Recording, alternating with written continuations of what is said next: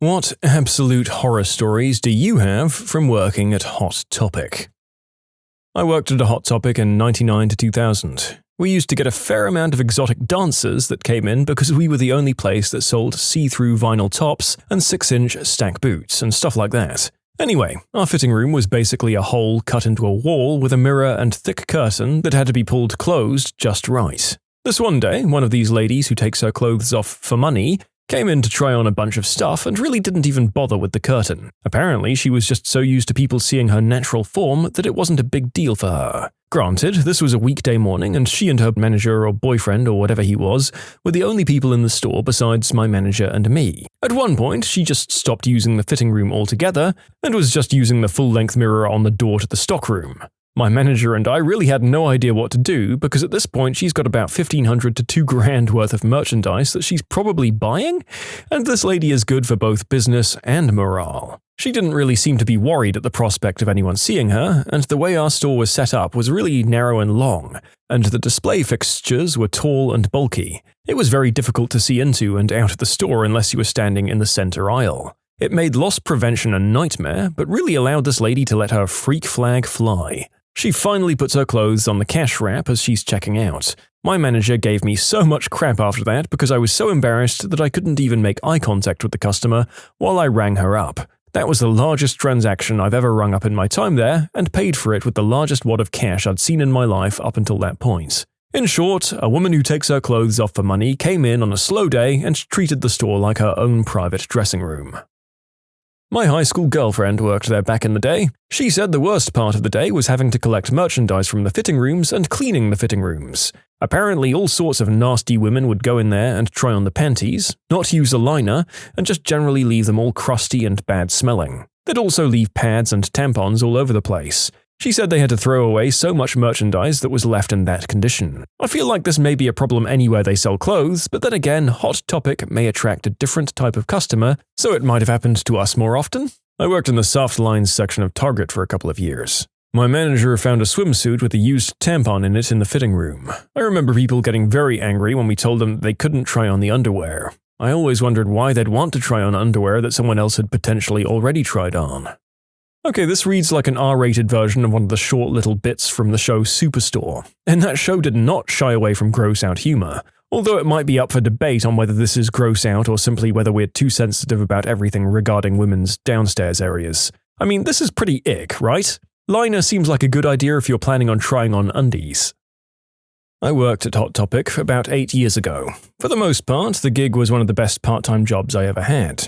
Great managers, great co-workers, and great customers. Only 2 instances stand out in my mind. This was around when Twilight was big, you see. Middle-aged women would come in and ask where the Edward or Jacob merch was and then just start fawning over them in the most uncomfortable way. Then there was my actual interview. It was a group interview. One of the questions was something about either a difficult customer service moment or something else. This one guy, obvious Hot Topic scene type, proudly talks about the time he worked at a bookstore and sucker-punched a female customer in the face for calling his style weird or freaky or something. I never saw that guy again, so I don't think he got the job. I worked for 2 years at my local Hot Topic, and the worst stories both involved the fitting room. Our fitting room used to be a self-service room in the back of the store with a red curtain in front of it. An employee noticed 2 feet in the room and opened it to find 2 people just doing the deed and had to clean up the remains. A second incident came when a smell wafted from the same room. It was later discovered that someone had actually taken a dump in the room when they went to, quote, try on clothes. We ended up fitting the room with galvanized pieces of chain and a master lock to keep the curtain open. Luckily, shortly after, we got a full store overhaul that put in actual fitting rooms. God, we had to guard the dressing room like a fortress. I had to prevent a teenage girl and who I thought was her boyfriend from going in there. I also told her she couldn't take the armful of thongs they'd picked out into the dressing room, and she goes, "Daddy, will you hold my panties?" and hands them over, and then tells me, "He's my stepdad, but I call him Daddy." So then her 40-something crystal addict mum wanders over to confirm that, yes, this teenage juggalo is her husband, and that he's a few years older than her daughter, and that they go to the same high school, and that she finds their whole dynamic adorable. Every time the girl called him Daddy, her mum would cackle and tell me she just loves her daddy. They have classes together at school, and she loves telling everyone that she goes to school with her daddy. They do everything together. She loves doing stuff with her daddy. That crap almost made me go back to church. Also, no, I don't live in Alabama. A petite friend is currently a manager at one, and her issue is always a customer that became a too often repeat customer, obsessed with her or another female employee. Currently, it's a guy that swears they'd have everything in common because he likes all the things at the store too, as if she curated it. And now he has to stay 500 feet away from the store. I heard stories like this from my local store several times. They ended up promoting this giant butt-kicker goth chick with purple hair to manager, and she'd straight up threaten these creepy guys. She had zero problem calling security or police if someone was making life difficult for an employee. I went to community college with a girl who worked there, and she said about 2 weeks after that manager got hired, nobody had been mistreated since. How to find the perfect Hot Topic manager? Pick the scariest, most intimidating person you can find. Thursday is actually my last day with Hot Topic after 4 years. In general, the company's amazing to its employees, and I've met some incredible people, but boy do I have stories. Once I found a male contraceptive in our anime section. It was open and filled with, well, something. Then we had the girl who I'm positive had some mental issue because she'd get into the fitting room and try to lure anyone in there to help her and then try to seduce them. She was actually pretty, but young and filled to the brim with crazy. Alice Cooper came into the store once, totally unannounced, and brought a teacup pig. Absolutely wonderful person. Gave our metalhead associate tickets to his show, and that guy just about lost it. Also met Machine Gun Kelly, Mayday Parade, We the Kings, and Max Green of Escape the Fate. Machine Gun Kelly and We the Kings were total buttholes. We had a guy get thrown against the front gate on the morning of a Funko Pop release. In general, the job has taught me some pop collectors are grade A buttholes. I had a woman ask me if she should go back to taking her clothes off for money after her C-section. She then lifted her shirt to show me the scar and the rest of her chest. And finally, we found out there was a group of mole rats who wrote fanfiction about the staff at our store. I never got to see any, and I'm kinda glad for that. I had a woman come in with her sleeping infant and scream at me to turn off the music while she strolled around the store. I mean, if your baby's sleeping and you want them to continue doing so, maybe don't come to browse the store that you can hear music blasting from the other side of the mall. I don't know what to tell you. I was working on the sales floor, and this guy, at least in his 30s and pretty high, starts making really creepy comments to me about this 15-ish girl that was checking out. I asked him to leave, and nothing more came of it, but it was chilling. Also had a coworker get fired because they were selling green herb out of the back room. She'd sneak it into their bag while they were checking out. Also had a different off-duty coworker come in hammered late one night to tell everyone working how great we were. That was actually kinda nice. Besides that, it was a lot of kicking out vaping teens and letting the quiet girls from my school try on skimpy Harley Quinn bikinis in the dressing room. Former employee. I worked a whole 3 months in summer, so all the kids were out and about. I was stocking Disney merchandise, and I couldn't help but notice a kid underneath one of our clearance racks. I heard some strange noise coming from there too, so I crouched under and looked at the kid. He had a brooch, with the needle and everything, in his mouth. I asked him where his parents were, and before I knew it, he'd swallowed the pin and ran out of the store. I couldn't leave and go search for the kid, so I let security know about the brooch child. Never knew what happened after that. I can't seem to forget that kid though. My current boss was a former store manager at Hot Topic, and he told me that he caught one of his employees stealing a shirt that he'd stuffed into a Sonic cup. From then on out, everyone had to check bags and beverages for merchandise. I worked at a UPS warehouse, and there's a story that goes around about a guy who smuggled diamonds out by putting it in his water and saying it was crushed ice, so now they make us dump out our drinks before we leave. And this is why we can't have nice things, people. People like this are the reason we implement stupid rules to catch them or stop them before they injure other people. Thanks a lot, jerkwads. I worked there for 13 years. There was so much weird, but that's just retail in general, I guess. Once caught a guy tickling his pickle into women's shoes in the dressing room. Also, people doing the deed in there more often than you'd be comfortable with. I worked for them when the great school weapon tragedy of '99 happened. We carried a brand of clothing back then called Serial Killer, which featured pop culture pics and references and some edgy saying, like a picture of Bruce Lee that said, "Revenge," or something like that. The morning after that tragic event, we got an email to pull all Serial Killer clothing off the sales floor, as well as every trench coat in the store. By the end of the day, I'd already had to call security twice due to people showing up at the store and shouting at me for supporting those psychos and training the next ones. Then the TV networks showed up and pretty much camped the front of our store, mobbing every customer as they walked out and asking them why this dark lifestyle attracted them. The mall ended up having security just hang out in front of our store and walking our employees to their cars for a week afterwards. Honestly, it was the best job I ever had. The company was really supportive at the corporate level, and I still have friends that work there. They pretty much left me alone as long as I made sales, so I had carte blanche to set up my stores the way I wanted, even if it didn't look like the planned merchandising setups they sent out. I had directed access with every department, so if I felt my stores couldn't sell us something they sent us, they'd let me transfer it somewhere else and vice versa. Got more of the best sellers in. Honestly, if it wasn't for the working every weekend and closing stuff, I would have continued working there. You can submit your own stories to be featured here on the channel. The story submission link is in the description below. And if you want to listen to some vibey music in the background, check out easymode, also linked below, and subscribe.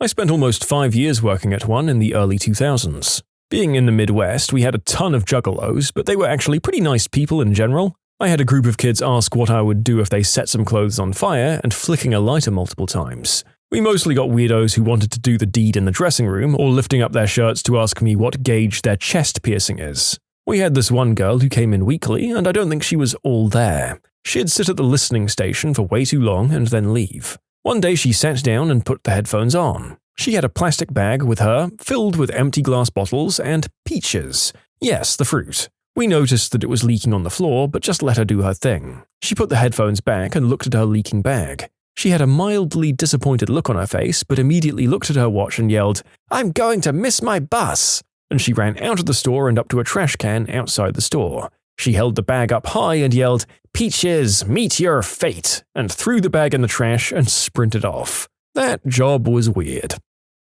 Former employee of a couple of years in high school. I loved that job. The biggest horror story that sticks out in my mind was this guy that would always come in with his kids. He was a huge ICP fan, and from the looks of it, he let his kids, both boys, listen as well. They were, I guess, maybe 7 and 8 at the time. They always had Hatchet Man stuff on and pretty cool haircuts. But they were always misbehaving, just running around the store screaming, sometimes crashing into stuff, and the dad gave 0 Fs. He was often pretty rude to us in the store about not having specific merch or being out of stuff in his size. He was a large guy. I had and still have no business in what that guy does with his kids, but I always felt a little bad that there was a good chance that they'd end up in a bad way. Other than that reoccurring instance, for the most part, our store was really fun. I worked for Hot Topic for about 7 years. My store was apparently the juggalo store of the district, and I think the state. Working for that company as long as I did, I was pretty used to ignoring people's crappy taste, but the juggalos were different. This is in Central Florida, so it's on average about 90 degrees most days and always humid as hell. These kids were always very overweight, wearing a massive black ICP tee, those ridiculous 30-pound black trip pants with huge pockets and all the chains and straps hanging from them, and they were drenched in sweat. Their hygiene was almost always awful. They always seemed to show whenever a new ICP shirt or collectible would arrive, and would stink up the store and pay in wadded up, sweat-soaked money. It was just all around unpleasant. The smell would linger for a bit after they left, a lingering reminder of their grossness.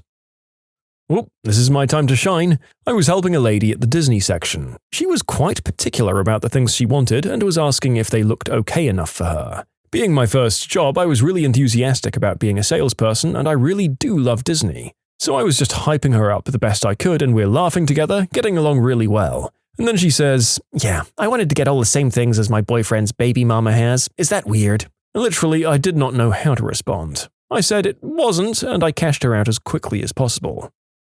This was my first job in my college town, and generally, I absolutely loved it. You're treated like some super cool mini-celebrity by all the little mall rats, and management was mostly great to their employees, and the work wasn't too hard in my small, low-volume store. However, there was the issue of Valentine's Day. That year, they were promoting all of these different corsets and lingerie, as well as the Get in Our Pants campaign for the skinny jeans. Management wanted the employees to try and show the corsets not just as lingerie, but as fashion items, maybe paired with the skinny jeans, to increase sales and all. So there I am on Valentine's Day in a black corset and tight black skinny jeans and boots. Way more racy than 18-year-old me with a still developing body is comfortable with. And in comes Creepy McCreeper. A 50-plus dude who says he wants to buy something for his wife, but wants some help in picking it out. Not once did his eyes look at my face. The entire time I'm helping him, he's staring at my butt or my chest and making weird comments about how I remind him of his daughter, or being uncomfortably comfortable telling me explicit details about his wife's body. He then asks me to try it on and show him so that he could see how it would look on his wife. Luckily, shy little 18-year-old me awkwardly laughed it off and got him past the register and out the store. I loved that job, but my god did it draw some weirdos. Yep, colour me surprised. Anywhere where there are minimum wage teens who can't tell you to F off for fear of losing their jobs, you'll find them. The creeps and jerks of the world, male or female, who are prepared to take advantage of that fact. May the universe drop all the pianos it can plausibly hoist on them without us losing our sense of reality. Finally, one of these where I have an actual personal story. I worked at one for about a year.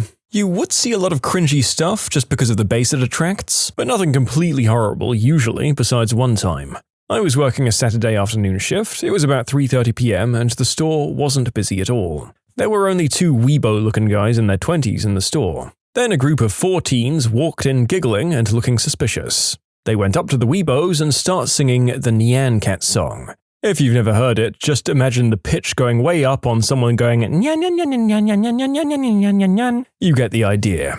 Me and my co-workers were like, what the frick? One of the weebos gets aggressive and is like, step the frick back! Step the frick back! And then he frickin' grabs a chain wallet and starts swinging it at them.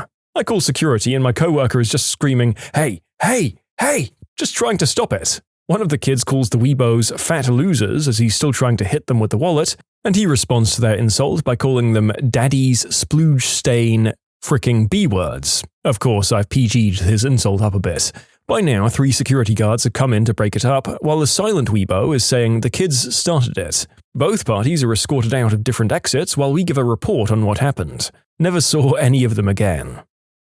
This would also be a good question for Spencer's employees, since they're very similar but more adult-oriented. Can't tell you how many times I had to convince people they weren't in Spencer's. Where's your green herb socks, man? Oh, we don't sell that stuff. Yeah, you do. My friend bought them here. And rinse and repeat. Your friend was in Spencer's. They'd look around bewildered. Hold up, where am I right now?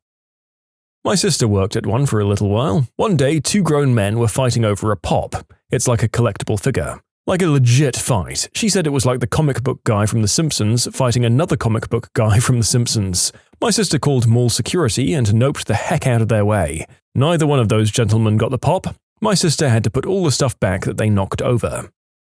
I worked at one seasonally for about 6 years through high school and college. I absolutely loved working there. We had a customer come in who claimed he was a vampire. He dressed like an extra from Interview with a Vampire on a tight budget and went out of his way to insist that he was truly one of the night dwellers. He'd occasionally corner employees to berate them about this. It happened to me while I was helping him find a new pair of boots. He cornered me by the changing rooms and told me all about the women he enthralls and spoke in metaphors at me for about 15 minutes. I tried to be as polite as possible and feigned interest, but eventually he must have noticed I wasn't falling prey to his glamour, so he switched to complaining about how he has 2 different-sized feet and finding footwear is hard. Outside of customers, once we had an absolute idiot as a manager. The guy would come in and fall asleep on the tables in the stockroom or spend hours at a time in the bathroom and have us tell anyone looking for him that he was on a conference call. He'd also occasionally try to find ways to get marked out of sale merch out to his car. Once, back when we had a CD changer for the in-store music, he bought in a bunch of CDs from his car to play. One was Blink-182's Take Off Your Pants and Jacket. None of the albums he bought in were censored, which we didn't actually think about until the intro of the bonus track, Screw a Dog, came on. The store was pretty full, we both panicked, and I ended up jumping over the counter to get to the CD changer in time to hit skip. My toe caught the counter on my way over, throwing me off balance and causing me to drill my other foot, toes first, into the floor. I still managed to hit skip before anyone knew what was playing, though. Well, I worked at the Pac Sun, 2 stores down, but I knew the Hot Topic people pretty well, as they were the only ones who also smoked cigarettes. If either of us were out of smokes, we'd get one from the other. Hung out with the manager a few times at his place to smoke out. He was super into Coheed and Cambria, and we'd jam out to that. He had a wife and kid who were super nice and cooked dinner for me when I was there. I ended up moving, and on a trip back home I stopped in to see if anyone that I knew was still there. I ask about the manager guy, and the person I'm asking's face just drops. Turns out that guy was in prison for very inappropriate conduct with a minor.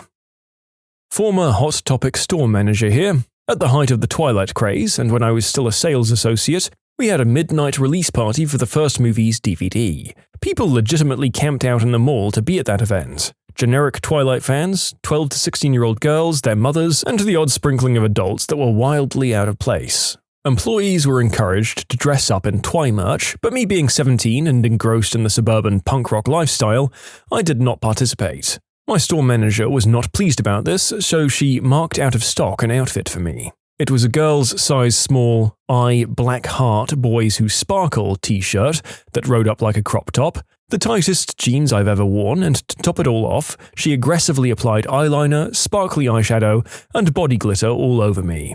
And before anyone asks or makes the whole process into something really racy, she was in her mid-40s, overweight, and generally the most unpleasant person ever. It was humiliating, but the only saving grace is that I got so many phone numbers that night.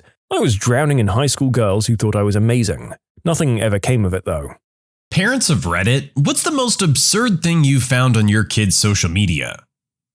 Not technically a parent, but an older sister. My little brother, when he was around 7-ish, had a search history of naked women and such. And when my mother found out and confronted him, he cried and was saying he just wanted to be like Jack from the Titanic by drawing naked women. And he had a few pages of his attempted drawings. Hey, maybe the kid's found his calling in art. We don't know.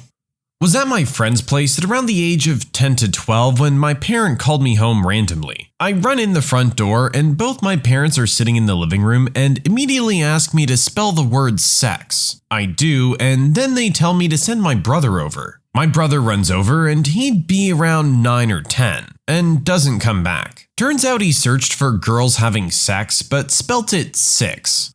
These parents are over here trying to identify the digital handwriting. I found my stepdaughter's Musical.ly account. She had a bunch of poor attempts at sexy belly dancing to various Evanescence songs. She joined one of those Facebook groups. It was called Anything's an Adult Toy If You're Brave Enough. Pictures of my daughter, 11, posing quite harmlessly that went on to bum shots and short shorts. Someone pretending to be a 14-year-old girl asked her to do the shots for a modeling competition, and sent similar shots so she knew how to pose. She eventually stopped the conversation. The pics came through my iPad since the devices were linked. The police got involved and also CEOP. They originated from an account in South Africa, so Interpol took over the case and will probably never get an update. Instagram never even bothered to respond to my report. This happened to the 12-year-old daughter of a friend of mine recently. She also happened across it in much the same way and reported it to the police. They ended up having a huge investigation involved with the FBI, and the guy's now been sentenced to jail. My friend's daughter was one of the dozens he'd been soliciting.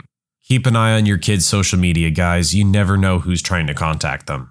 I had a coworker bring her kid in during the summer so that she could run him to the local middle school for football practice when she took her break at 9. Since I was in training at the time, I was sitting with her at her desk and mine was not in use. To keep him occupied, I'd log into my computer and then she'd pull up YouTube so we could watch the Watch Me Whip song, because apparently kids will watch that for hours. Well, one day she goes over to check in on him and says in a confused voice, "Who the heck is Ed Gein?" So it turned out that it was still logged into my YouTube profile, where I had taken to watching documentaries about serial killers, and the kid had clicked on one of the recommended videos. Whoopsies.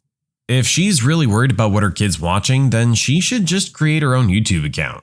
Personally, I have childlike parents. Weirdest thing so far was having to sit down and have a talk with my mother about how some things on Facebook are not real. My extended family lives in Houston, and during Hurricane Harvey, my mother was driving my elderly relatives to hysteria by emailing them horribly photoshopped pictures of Houston landmarks submerged under 50 feet of water, followed by, "It's a biblical flood! The world is ending! The news is lying to you! You're gonna die if you don't get in your car and drive out of town right now!" I talked to my stepdad and made him give me her password so I can shut down her account during the next natural disaster. Probably doing everyone in your family a favor. When I was 9 or 10, my buddy and I were on the family computer doing whatever 9 or 10-year-olds do. My friend told me to go to prettygirls.com. Seemed innocent enough. Except it directed us to an adult site, and we immediately panicked and closed the browser. My mom really chewed us out when she found out. I tried to tell her we were just looking for pretty girls, but she wasn't having it. It was a long few weeks of computerless punishment. I don't know what it is, but I'm willing to bet it's something I disapprove of. My 15-year-old happily announces that he went viral because his comment amassed 1.5k likes on Reddit. Well, what did you ask? I asked him. I forgot. What's your Reddit name? I can't tell you. Then why did you mention it? With that comment having 3.5k likes itself, I'd like to think that the son saw it and got pretty jealous. That my 12-year-old son searched for pro study tips. No joke, my son, trying to study harder. Never in a million years and lives would I have expected this. When my twins were young, in elementary school, they were looking up The Simpsons and accidentally came across some adult Simpsons content. The computer was in the living room, so I heard them giggling and turned to see two guilty little faces. It was so hard not to laugh and so disturbing. What a conversation. The sight of Milhouse and Lisa is forever burned into my retinas. Looks like everything's coming up, Milhouse. When he was little, my brother once wanted to help us find a cool new purse to order for my mom's birthday. He did an image search for fun bags, and my parents had to answer a lot of questions. Not a parent, but my cousin one time got onto the computer when he was 11 or 12 or so and tried searching for indecent pictures of girls his own age. I was there when his stepdad checked through the browser history, and needless to say, he and my cousin had a chat about acceptable search terms. Yeah, that could have gotten really bad. They might be on a list now. Not social media, but I once caught both of my nieces playing an animated game online where the objective was to spank a cartoon butt with a paddle. Every time they'd swing the paddle at the butt, it would emit the sound of a woman moaning. They couldn't understand why the game was inappropriate, and were laughing hysterically while playing. Not a parent, but some of my students, 7th and 8th grade, asked to add me on Instagram. The worst username I've come across is BootyWarrior13. To be clear, I don't ever add anyone and my account is private. I never give them my handle because I don't want them to find me, but if they do, I decline the follow anyway. Usually the way I find out about their Instagram names is because they'll oftentimes want their peers to follow them, and they'll promote themselves by putting their username or handle on the board. I often joke though that I would add them on Facebook, to which I always get the reply, "Facebook is for old people," so that's fun. When I was 12, my dad found adult Dragon Ball Z content in my search history and proceeded to look through all of the pages while I hid in the bathroom pretending to take a poop. I remember him yelling my name and having to mentally prepare to deny everything. I'm scared to death to have kids and find their adult content searches. My girls are 8 and 10, and so far we've seen sucking boobies and Scooby-Doo sex. It's great. Parenting is great. Send help. Not my kid, but on Halloween I saw a post on my 17-year-old cousin's Snapchat that was a selfie caption verbatim, "Any girls trying to come over here and suck on this spooky thing and get festive with some pumpkin spice lattes?" I immediately facepalmed, then laughed my butt off for a solid 15 minutes. A friend from work's son goes to a fairly strict Catholic school. One day, I was walking out to my car and she was outside yelling on the phone and generally freaking out. I waited around. She usually has a lot of funny drama going on. She hangs up the phone, looks at me, starts hyperventilating, and then laughs hysterically. I was like, "Girl, what is going on?" She said her son's principal called her and her husband and that they need to come to the school immediately, that her son will fill her in on the rest. She continues to tell me that her son got caught looking at naked ladies on the internet, and the principal printed out his search history. He searched booby prawn and lady parts during class. She was yelling at her husband on the phone, telling him about the situation, and all he had to say was, "We should have taught him how to delete the history." I mean, the husband has the kid's best interests at heart, let's be honest here. When I was a little girl, I wanted to play some Barbie games or look at girl stuff, so I went to girls.com. Went downstairs to my mom crying in order to rat myself out. My little sister had something similar happen. She wanted to look at new bikes in order to decide what to ask Santa for. She went to dicks.com, hoping to see Dick's Sporting Goods. Instead, she saw a lot of schlong. Guess it runs in the family. Funny thing is, dicks.com actually takes you to Dick's Sporting Goods homepage now. Oh dear God. Reading this makes me realize how much my parents probably saw in my search history before I knew about incognito mode. Okay, it should be my parents telling this story, but here goes. So when I was a youngin' and just exploring the internet, I would usually go on Disney Channel to play games, but I wanted to find sites with fun girly stuff on them. So of course I just went to girls.com. Well, that took me right to an adult site, and my little self was like, whoops, and closed it right away. Well, apparently my dad had been looking at the browser history and noticed. So my dad's interrogating my two older brothers, asking them who was looking at adult content. And of course they said it wasn't them. My dad was persistent with trying to get them to confess until I come down the stairs and confessed that it was me. My brothers had the biggest sigh of relief. You're a good sister. I know many a sister would have counted that as a double win. Number 1 for not getting caught, and number 2 for getting your brothers in trouble. I found out my son is an urban explorer. He's 14 and I saw some of the videos of him and his friends sneaking into an old Air Force base and climbing on top of an air hangar. Yeah, just make sure he doesn't do anything really dangerous. One of my buddies was an urban explorer and I honestly don't know how he's not dead. He's climbed the top of spherical shaped buildings, hopped on fast moving trains and other crazy stuff. This is another trend that I just find incredibly dangerous and stupid. Guys, please don't do stuff like this. It's not worth it just for some views. I was trying to figure out my niece's age, but it was too late to call my mom and ask. I remembered she had an Instagram account and I thought that might help me figure out how old she is. I looked her up. She has the standard tween Insta bio about what activities she likes and a list of 15 of her BFFs, immediately followed by pondering, and I quote, mostly why do people hate me? She's 12. She's definitely 12. In my 9-year-old son's Google history, I found, do girls in England poo blood for a month? Do you live in England? Because it's weirder if you don't. My 15-year-old dropping acid on Snapchat. So, not just bad choices, but we're raising a kid stupid enough that not only created video evidence, which was beyond dumb, but to keep it under my story. I checked my 11-year-old son's search history to find a number of interesting questions. Do men grow vaginas? Will my penis disappear when I'm 18? Will I become a girl? How do I save my penis? I asked him about his search history a couple days later, and he told me that some kids in school told him that when boys turn 18, they turn into girls and lose their penis. Those bastards. I hopped on my nephew's tablet and proceeded to pull up the internet browser. Immediately I was staring at a screenshot of an overweight, homeless-looking Santa knocking the cornhole out of a much younger Mrs. Claus. I immediately asked my nephew what kind of research he was doing with this Santa video, and his face turned fire engine red and he scurried back to his room. I'm sure he at least appreciates your discretion.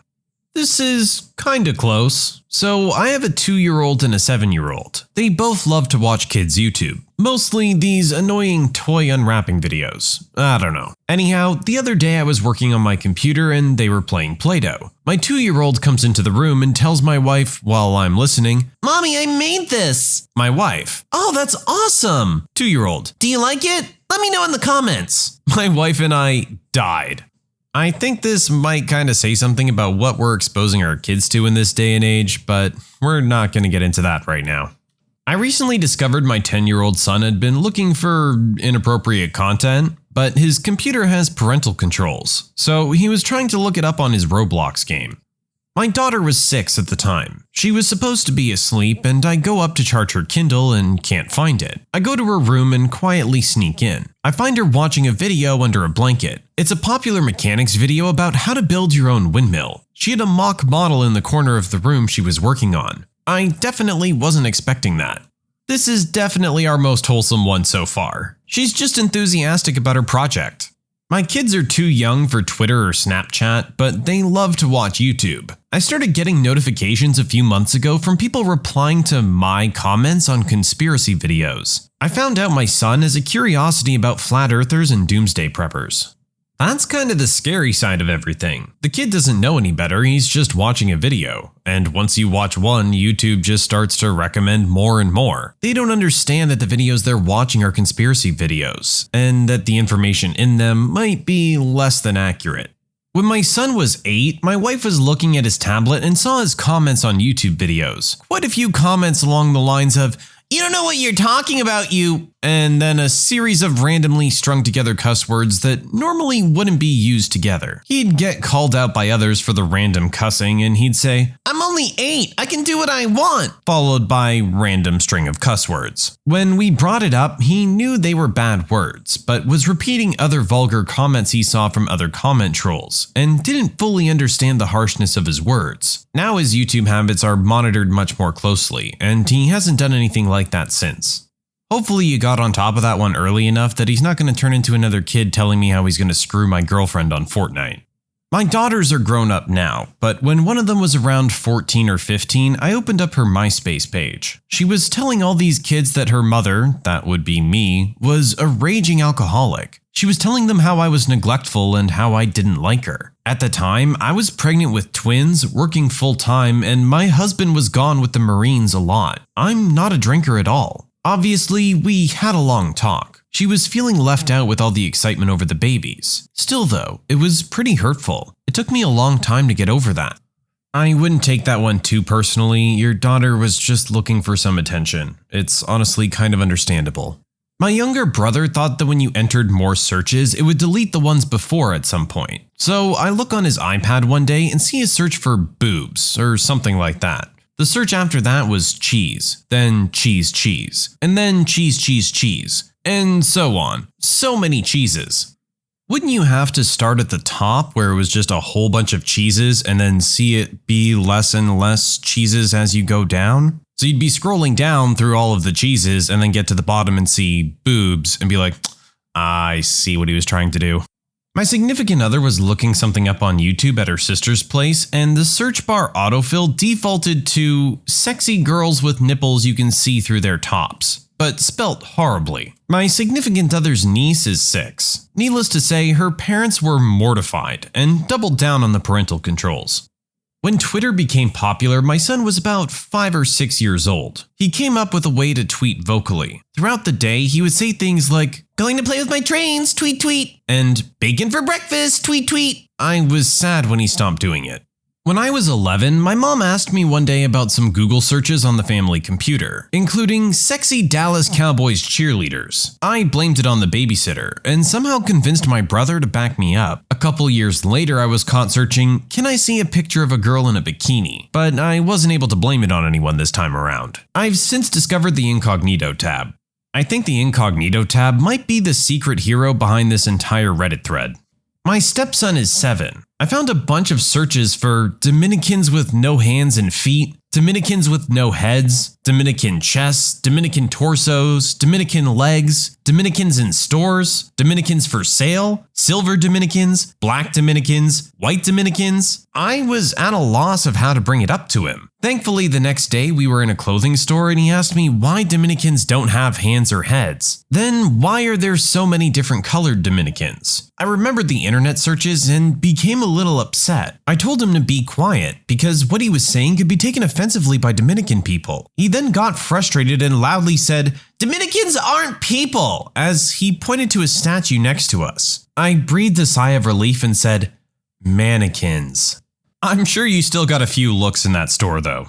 Not my kid, but my nephew. He was diligent upon receiving his phone to get Facebook installed along with an account. Last year, Halloween, I walked by him on his phone and glanced at a video of an explosion. Turns out, he liked a page of people blowing crap up. Not just any crap, but the actual crap that comes out of people. When confronted, he said he was shown the page from a friend who uploads videos there. You know, typically I would say your kid's gonna be friends with who he's gonna be friends with, but I think this is definitely one of those cases where you need to intervene.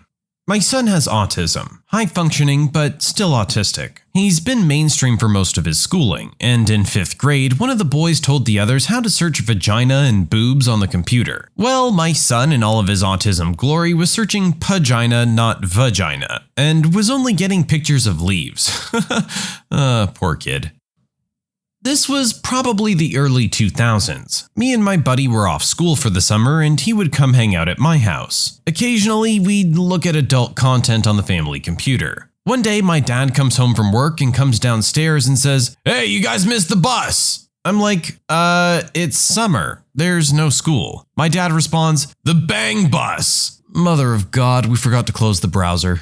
I found a search for weight loss on my then 12-year-old search. Bothered the heck out of me as I've always tried to instill good body image, and she's by no means overweight. She was going through the baby fat stage. Started having conversations about the importance of being healthy and exercising, but to be comfortable with the body we have. She's since stretched out, but man, I looked for signs of starving and bulimia. Her mother was a bulimic, and I didn't want her to repeat that.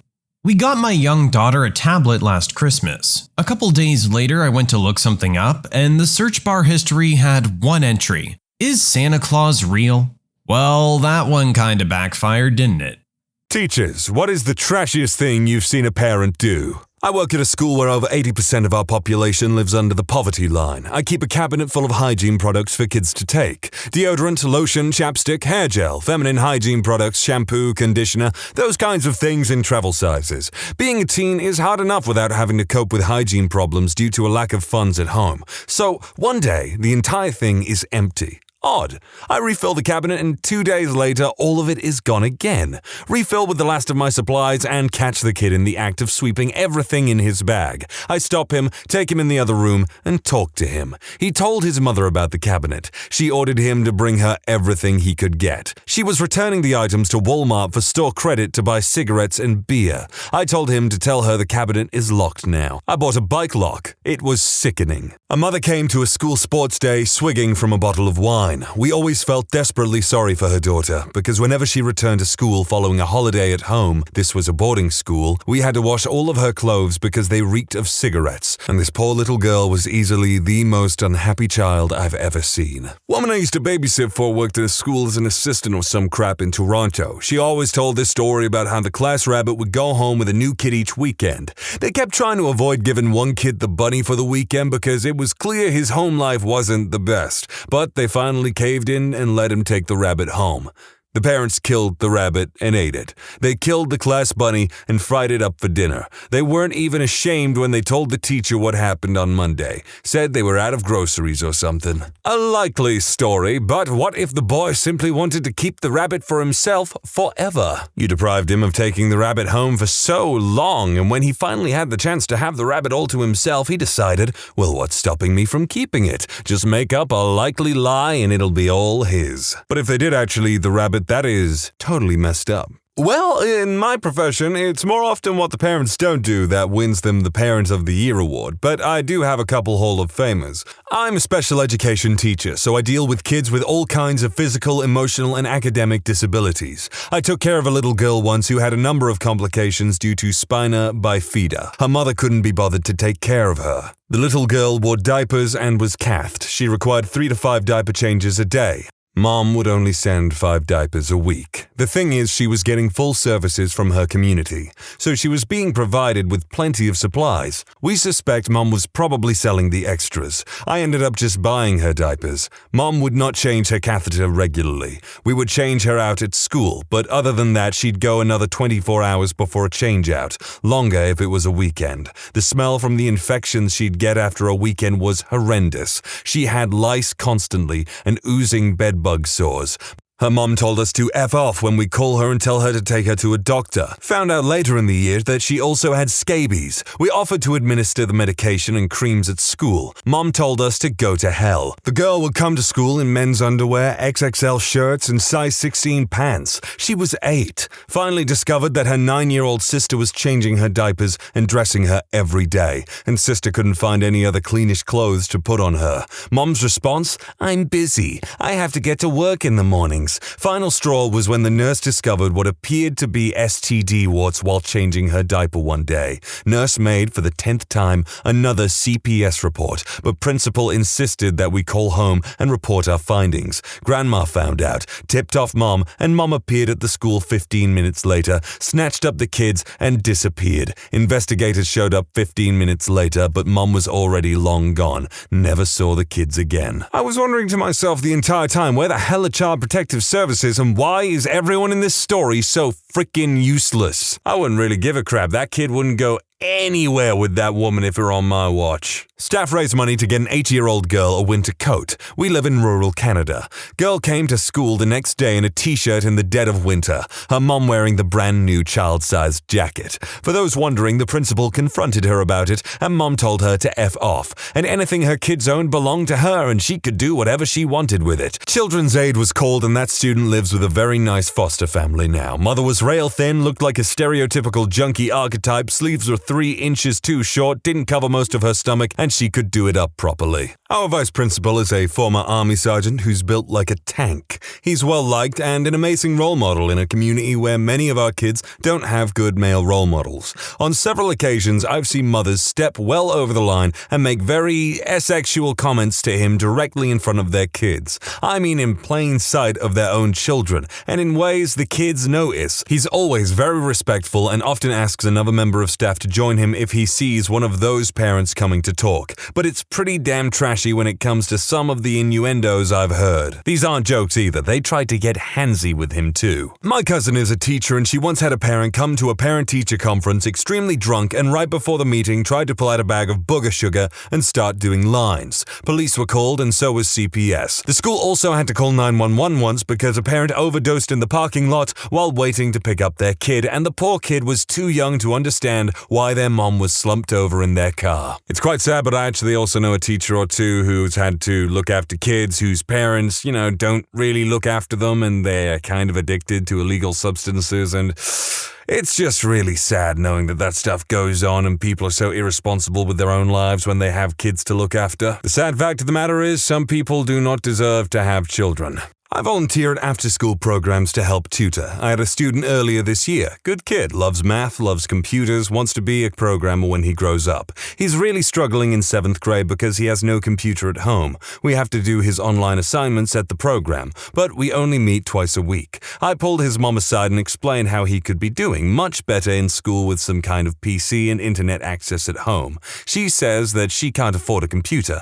I tell her that for $200 I could piece all the parts together myself for a fully functional setup that would be sufficient for at least the next few years. I'd even build it with him so he could learn some extremely valuable information. I'd even front her half, but she'd have to pay me back. She says no way, still way out of her budget. Mind you, while we're having this conversation, she's barely looking up to speak to me, too busy scrolling through the gram on her phone. I say, screw it, I'll do it myself. Scrap together all the parts I can for free. I only had to buy an HDD. The setup was really out of date, but still worked. Gave it to them, kid was thrilled. About a month later, I noticed he's trying to finish all of his homework at the program again. I ask his mom if everything was okay with the computer. She says it broke down. I say, okay, what happened? I'll pick it up and try to fix it. She says she had to throw it away. I pull the kid aside and ask him. He tells me she sold it to her cousin for $50. I really don't like calling people trashy when they're apparently stuck in a culture of poverty. Maybe she needed that $50 for the light bill or groceries, but at the same time,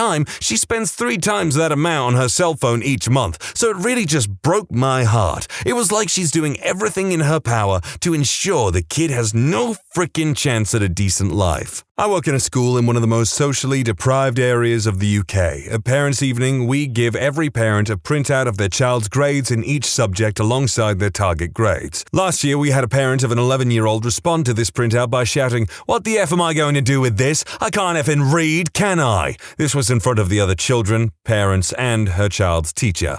After only 1 year in this school, there's actually a pretty long list of things I've seen parents do, or have heard other staff members claim to have seen parents do. Since a few people have asked, the school is in the Midlands. I don't want to be any more specific, just in case anyone figures out which school it is. People seem to be torn on seeing this as just trashy or more as sad, as if I might be picking on her a bit. Just to be clear, I'm not making fun of her. A quick laugh behind closed doors at things like this seems to give a bit of levity for a teacher in schools like mine. It can be tough, but I think the majority of people who work in these areas do it because they want to help conquer some of the social inequalities or issues that people are facing, whether that's for pure humanistic beliefs, their own ego, or just because it feels like you're accomplishing something. Maybe a bit of each. Regardless, I feel sympathy for the woman in question and her daughter. One of the aims of my job is to help prevent people reaching adulthood without the necessary skills to thrive. Her behavior doesn't change that. That doesn't make me assume I'm a higher class of person than she is, just dealt a different hand, I guess. At the mention of the Midlands, I just had to read it, and now I have to think about what school it could possibly be. Also, what a stupid thing to get angry about. No one can tell if you can read or not. Like, that's up to you to tell people. I called a parent about a behavioral issue. I must have been on speakerphone because I heard the kid come home. Parents start screaming at him, wailing on the kid, cussing, calling them all sorts of names. I don't even know if the parents remembered I was on the phone. I hung up the phone and went to my principal. Teachers are mandated reporters. Don't hit your kids in front of a teacher. That should remind me, I had a really great school when I was a kid. The headmaster actually drove me to school on some days and even organized other teachers to drive me to and from school occasionally at the height of personal family issues as a kid. Teachers can seriously have the most positive effect on kids with bad home lives. Oh my god, I've worked in behavior units and juvies for a few years now, so you can imagine the families we get. 1. Took the kid out on the last day of term, pull into the driveway, and one of the kid's mothers is standing there, can of Monster in one hand, cigarette in the other, and wearing a miniskirt and knee-high boots in the middle of winter. 2. One grandparent used to come in wearing a dirty singlet with his belly hanging out and would try to kiss me and called me love, darling, and babe. 3. A kid left grounds without permission, so didn't have his phone, etc., which we confiscate. Mom came to pick it up, and when the principal tried to engage her in a conversation about her son's behavior, she attacked him with her handbag. I have 2. There is a parent who would walk through our closed campus every single day. As teachers, we are supposed to stop her because it's closed campus. Every single day, she would pretend she didn't know the rules. We always knew it was the same parent because she let her younger children, who weren't in school yet, ride around on their scooters ahead of her. One day, she was walking through with a stroller. She was not paying attention, and her freaking baby started falling out from the front of the stroller. I saw 4 teachers jump up to help the kid, and the mom didn't even acknowledge. The other one happened directly to me during parent-teacher conferences. I was meeting with a mom and her live-in boyfriend about her son. At the end of the conference, I asked if they had any questions I could answer for them, and he started asking me personal questions and flirting with me. I deflected and told them I had more conferences, but other teachers have told me that parents have hit on them before, so it's probably pretty common. Not a teacher, but a college administrator. Parents will call in very frequently when there is an issue with their student's living situation. If they're a butthole, frequent, I quote FERPA to them. Best example, I had to bill a student for around $600 in damage to their room at the end of the year. Mom called really angry about this because they had tried to repair the damages. Poorly, I should add. She ended up yelling about this over the phone, and I reminded her that her son was 22 years old and that I could only talk with him about this. Kid calls me back the next day and apologizes for his mom being such a B-word to me and asks if I could just lie to his mom when she calls back. It's a weird line of work. Not a teacher, but my dad once worked as a groundskeeper at a primary school. Worst thing he ever saw was a guy dropping his daughter off to school, and before she went through the gate, her dad went through her school bag and took out all of her packed food and left eating it, essentially leaving her with nothing to eat that day. Dad was so angry he said he wanted to knock the guy out right there and then for leaving his child with no food for the day, but he ended up going straight to the principal to tell them what he witnessed so it could be investigated properly and get the kid help. My kid went to the preschool run by the public school system. One day, I saw one of his classmates. Every student was either 3 or 4. Moms opened the front passenger door, and they drove off with the radio cranked and the little girl dancing on the seat, leaning against the dashboard. The back seat was totally empty, not even a car seat. The next day, I offered the lady my other kid's seat. I'd buy another one on the way home. She told me to F off and drove away with her daughter again, standing out on the front seat. I let the principal know, and we watched the car drive into the traffic towards the highway. Day 3. I've called the police, but they'll only come if I call during the pickup. Great, that'll only take 30 minutes for them to arrive after mom drives off with the daughter dancing on the seat again. I tell the principal I'm reporting the mom to family services if she won't intervene. On day 4, a guy shows up in her car and comes nose to nose with me. Without even so much as an introduction, he says if I keep harassing his woman, I'll regret it. I tell the principal, nothing she can do. They stop bringing the kid to school after that. Parent witness to an event, not a teacher. My kid's very first day of school. She's 4.5. In the gym hall, all the kids and parents are in line according to class, and one by one the teachers come and take them away. Our group was last to go. As we're waiting, a guy storms in, clearly drunk, starts shouting at a woman in the line, "Why the F didn't you tell me it was now? I've been looking everywhere," etc., etc. He slaps the mom. Another dad in the line pulls drunk dad away and pushes him. He falls down on top of another kid. That kid's mom screams, drunk starts to run out, squished kid's dad chases him, he made it out of the gym but then got caught and the crap kicked out of him in the school reception. Everyone is freaked out, kids are crying, then the very happy teacher who is completely unaware comes in. I start Googling prices for private school. That doesn't sound like a single person involved responded the way that they really should have, although I do think the guy deserved a bit of a smack around the chops. Not a teacher anymore, but a registered nurse.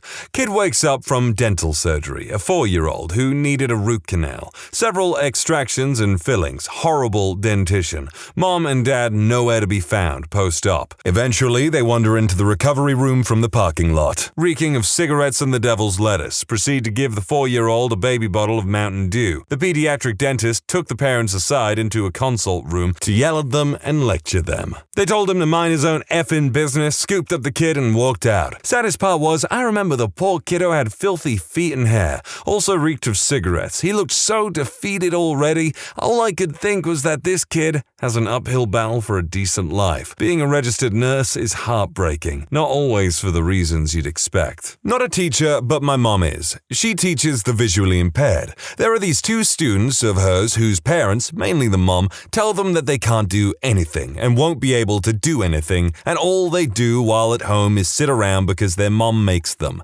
However, my mom has been teaching them for about 4 years, trying to get them to believe in themselves. It mostly has worked, but recently a different teacher told them that they can't do anything as well, so that has been a huge setback for them. I just think that it's really trashy for a parent who tells their kid that they can't do anything, even though they can do many things that other people can. Or maybe it's a foreign concept to some people, but overcoming adversity, making the most of the hand you've been dealt, it's important to people's confidence, and this mother clearly does not do much for her son's confidence. Last year, I taught 5th grade. I had a student for 1 block a day that was a little mentally unstable. She developed a crush on another girl and began writing her a ton of creepy notes. The school was handling it, but apparently the second girl's mother didn't think that was enough, so they drove to the first girl's bus stop in the morning and started yelling and threatening her. They basically had her cornered when the bus driver showed up and had to pry this raging mom away from the student. The mom definitely shouldn't have reacted that way, but I gotta ask, how creepy were these notes? I used to work in a daycare, and on my first day in a new room with 15 to 24-month-olds, I picked up a little boy and noticed he had dropped something through the neck hole in his onesie. I pulled it out, and it was a lighter. When we returned it to the mom and told her where we found it, she laughed and said, "The kid gets his hands on everything." Poor kid also sounded like a smoker every time he laughed or coughed.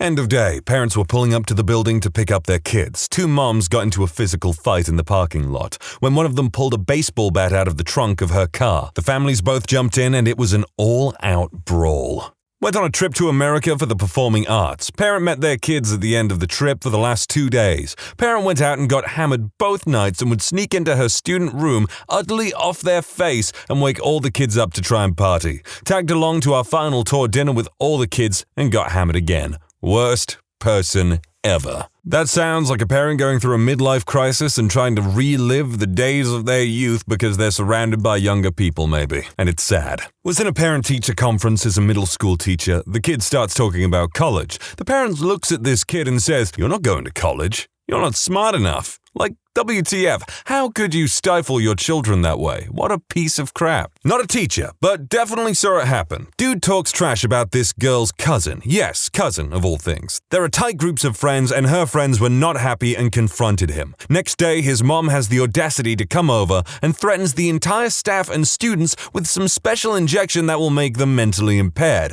As if she showing up to defend her son, who is to blame, was not surprising enough, she goes on to throw an absolute tantrum of accusations and consequences. Our principal, who is a loudmouth retired general, just stood there dumbfounded. Lady coming in like Papsimus Scirocco from Zeta Gundam, being all like, "Yeah, well, you're gonna be pooing in nappies for the rest of your life when I'm done with you." Ah man, if anyone's out here looking for anime recommendations and likes mechas, give Gundam a shot. In fact, start with Gundam Thunderbolt. It is so sick, it will get you into the franchise probably. Not a teacher, but leader of a camp for children. We had a child, let's call him Bob, about 8 years old. After 3 days of camp and 11 more to come, we found out he already run out of clean socks. Well, we called his mother and she told us they are from far away and they can't drive there or send them. After about 10 minutes of talking, we came to the conclusion that we will wash his dirty socks and she will bring new ones on the visiting day. Visiting day is in the middle of the camp, and as it came, his mother showed up. We were kind of surprised, because she sounded like she did not care over the phone. Visiting day ended and all the children were supposed to go to the forest to play games and forget about parents for the next 7 days. That is when Bob told us his mother took all of his socks, even those he had on his feet. We called Bob's mother again, and she just said it is our problem, so take care of it, and hung up. I called my mother and asked if she had any socks left from when I was young. She luckily had, and drove them to us. Bob left with 10 new pairs of socks and never came to our camp again. That essentially sounds like the mother was taking out the inconvenience that basically came of their lack of preparedness on the child by taking away all the socks, which is really screwed up behavior. Some people, again, just don't deserve to be parents. That might sound kind of extreme, but this lady just sounds vindictive and generally spiteful. Why cheat when you can leave the relationship? Because you can't cheat when you're not in a relationship. Duh. Some people get a dopamine hit in their brain from cheating and a sense of comfort and familiarity being in a relationship. They want both. Not proud of it, but I did it once upon a time. Never again. The rush and excitement of a new love is not worth all the guilt you feel, the pain you cause others, and the horrible feeling you get when you realize that you are not a nice person. I recently read a study where they measured the level of regret in women after episodes of high-risk sex. They were looking at hookup culture, but cheating was included. They identified a cycle of hookup, regret, and doing it again. They postulated that the purpose of regret as an emotion was to limit the behavior, and that regret might grow with subsequent episodes. However, what they found was that the level of regret diminished with each subsequent episode, such that after several flings, a woman engaging in high-risk sex has no regret at all. I recognize that hooking up is not exactly the same as cheating, but the study would suggest that once a cheater, always a cheater, is not necessarily true. A person who arrests cheating behavior early might regain mastery over their behavior, i.e., it suggests a marriage can likely be salvaged after an isolated failure, but an ingrained pattern of behavior might be irredeemable. Therefore, the standard advice of kick her to the curb might not be the best option, and a more nuanced assessment would be more appropriate. However, a serial cheater is likely to have a hard time getting control of their compulsion, as their regret diminishes to zero. I'd love to hear opinions from women on this. I would also love to hear women's opinions on this. I asked myself the question when I had a woman who was trying to cheat on her husband with me. I was like, if she's as miserable as she says, why not leave? Had a friend give me this exact explanation and it made a lot of sense. So much security and safety, and they are too lazy to make a change for themselves. I came close to cheating once, and it was because I didn't admit to myself just how unhappy I was in the relationship. I kept telling myself I can make it work. Then I was put in an environment that had several ladies that were happy to talk to me and be around me. That dopamine hit was massive, and I can 100% see how it can just happen. Luckily, I allowed myself to be honest about my feelings and broke up with my ex before I did anything. Do everybody a favor. Always be honest with yourself. That last bit, absolutely words to live by. From my understanding, it's better to have the safety net of the familiar and go do whatever than to end things and risk things not working out. Easier to use someone as a safe space and explore rather than taking the risk alone. I had a jerk of a housemate tell me once it's because it made the breakups easier for him. He'd cheat and make sure his partner found out, and that way they could get all mad at him and never want to speak to him again, and he could just go about his life like nothing happened. There's a certain thrill to sneaking around. Some people get off on the gotta hide whatever feeling they get from cheating. Also, if they leave the relationship, then they lose whatever perks of that relationship. It's hard to survive in the world on a single income. When there are kids and a mortgage involved, it's easier said than done. Not condoning it, but conventional and flawed wisdom often values stability and security over honesty. And sometimes people just get stuck in abusive, one-sided relationships, but their upbringing has taught them to stick through it, no matter how bad it gets. The short answer is that the person cheating is usually and often accurately perceives that they, and often often their children and perhaps even their spouse. Believe it or not, few cheaters simply don't care about their partner's well-being, would be financially devastated and emotionally traumatized by blowing up their shared household, and since no one cheats with an intent to get caught, this is the way to remedy the missing spark without sacrificing the household stability of everyone else. This is the kind of answer that comes from someone that purely values objects and money and doesn't actually care about anyone else's feelings, while simultaneously trying to gaslight someone into believing that they are the least selfish person in the room. Like, personally, I abhor betrayal and treachery of any kind. I'm not religious, and I only know this because I watched the frickin' Dante's Inferno video game movie with all the different styles and everything, but there is a reason why treachery is the ninth circle of hell. My marriage ended with infidelity. In my experience, it didn't happen all at once. It was a gradual thing. One year we were a little distant, then the distance grew cold, and then we were like two cubicle workers making our life run. But along the way there were exciting milestones that made me think that we were succeeding, that we were happy. A graduate degree, the purchase of a little home together, the decision to try for a baby, the joy a year later when we finally succeeded, new jobs, the birth of our kid, moving to a new city. And there was heartbreak, the death of his father, my battle with postpartum depression, a job loss, illness in the family, my parents divorcing after 40 years of marriage. It was easy to point to those things as the reason we felt so apart. We weren't ready to admit that there was something broken between us too.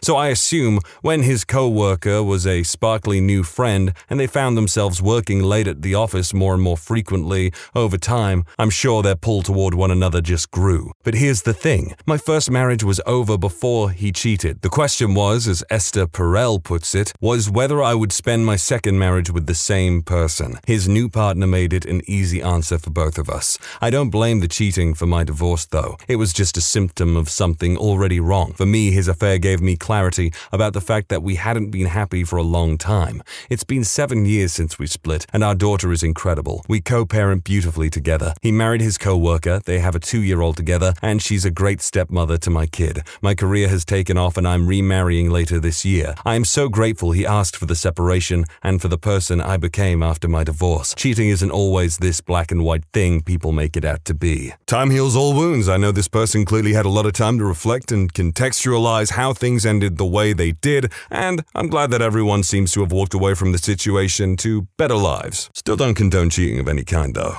Cheating is a suck-butt thing to do, and I'm not defending it, but many married people are financially bound together but unhappy. It's the wrong thing to do, but it may go some way toward explaining it in many circumstances. Because people don't cheat because they want a new relationship, they cheat because they want the excitement of a casual relationship and the comfort of a long-term relationship at the same time. If I'm trying to put myself in a cheater's shoes, then the 3 reasons I would assume are 1. Lust. This form of cheating is physical and not much thought put into it. 2. Happiness. This is when someone feels trapped, marriage, kids, history, and just wants a moment to escape and relies on the affair partner to make them happy. 3. Safety net. Cheaters think about it this way. Why would you leave a job without having another job lined up already? It ensures that they won't go through a period of feeling undesired. From my understanding, the reason for cheating and staying in a relationship can be a myriad of reasons. Some people have such low self-esteem that the minute they get any attention from someone else they consider attractive, they have a hard time shutting them down.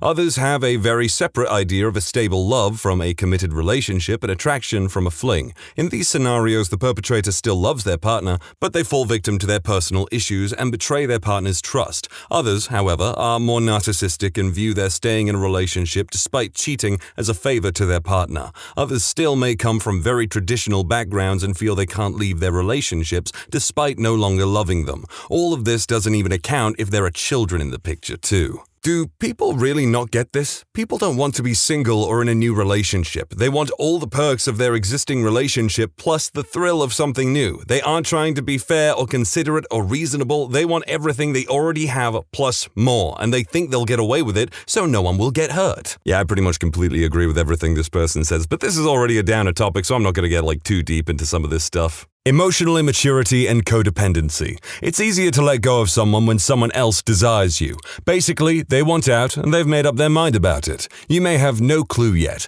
They're not interested in working through issues. They're done. So to make things easier for themselves, they cheat. This way, they're getting the attention their low self-esteem needs from outside the relationship and no longer have to regard your feelings. They expect you to be upset when you find out. In fact, that feeds their low self-esteem even more. Your anger, confusion, and disappointment makes it more likely you'll say or do something in retaliation. Any such action on your part makes it easier for them to justify in their own mind that they were right in choosing to leave you. To them, things ended a long time ago, so they don't really see it as cheating. They use cognitive dissonance to cope with how they feel about themselves. Pointing this out to them doesn't help them, and especially doesn't help you. In fact, the bigger of a deal you make it, the more you'll be gaslit. Don't expect fairness or accountability from this person. If it goes public, you're likely screwed, as people who are capable of convincing themselves they're in the right in this kind of situation have no problem making things up in order to preserve their public image. The best thing to do once you become aware of it is nothing. Anything you do in terms of confrontation will only make things worse. Instead, quietly get your affairs in order until you're in the financial position to cut and run. The person you thought you knew is gone. Think of them like an alien who took over your former partner's body. Lament in private. Cover your butt while you're exposed. Leave on your timeline, never look back or engage. They are now dead to you. Ultimately, people will respect you more for your maturity and you'll give the ex no grounds to come after you. In fact, they may even implode, but that doesn't matter. How they feel doesn't matter anymore. Winning is getting away cleanly. Because one, divorce is expensive, like really expensive, and most people can't afford rent and mortgage on one salary these days, plus long-term financial plans will be seriously derailed. 2, change is scary for everyone. Clearly the marriage that now sucks was once a great idea, now it's not, but it was a big deal not to be taken lightly. New relationships are extra exciting, and someone who is married has seen the extra exciting relationship turn into something not great. The new thing has no guarantee, and cheating gives the best of both worlds. 3, maybe there are kids involved. Staying together for the kids is an awful idea, but 7 seconds of getting your noodle wet trumps disappointing your kids for life, unless you get caught. 4, people suck. Everyone has done something they shouldn't have and there is a rush to it. Maybe it was a little white lie. Maybe it was something criminal. Either way, it was the easy way out and you were delighted you didn't get caught. The first time it was difficult but rewarding. The next time was less difficult but still rewarding. Eventually, it's just rewarding. Monkey branching, too afraid to jump without having something to hold on to.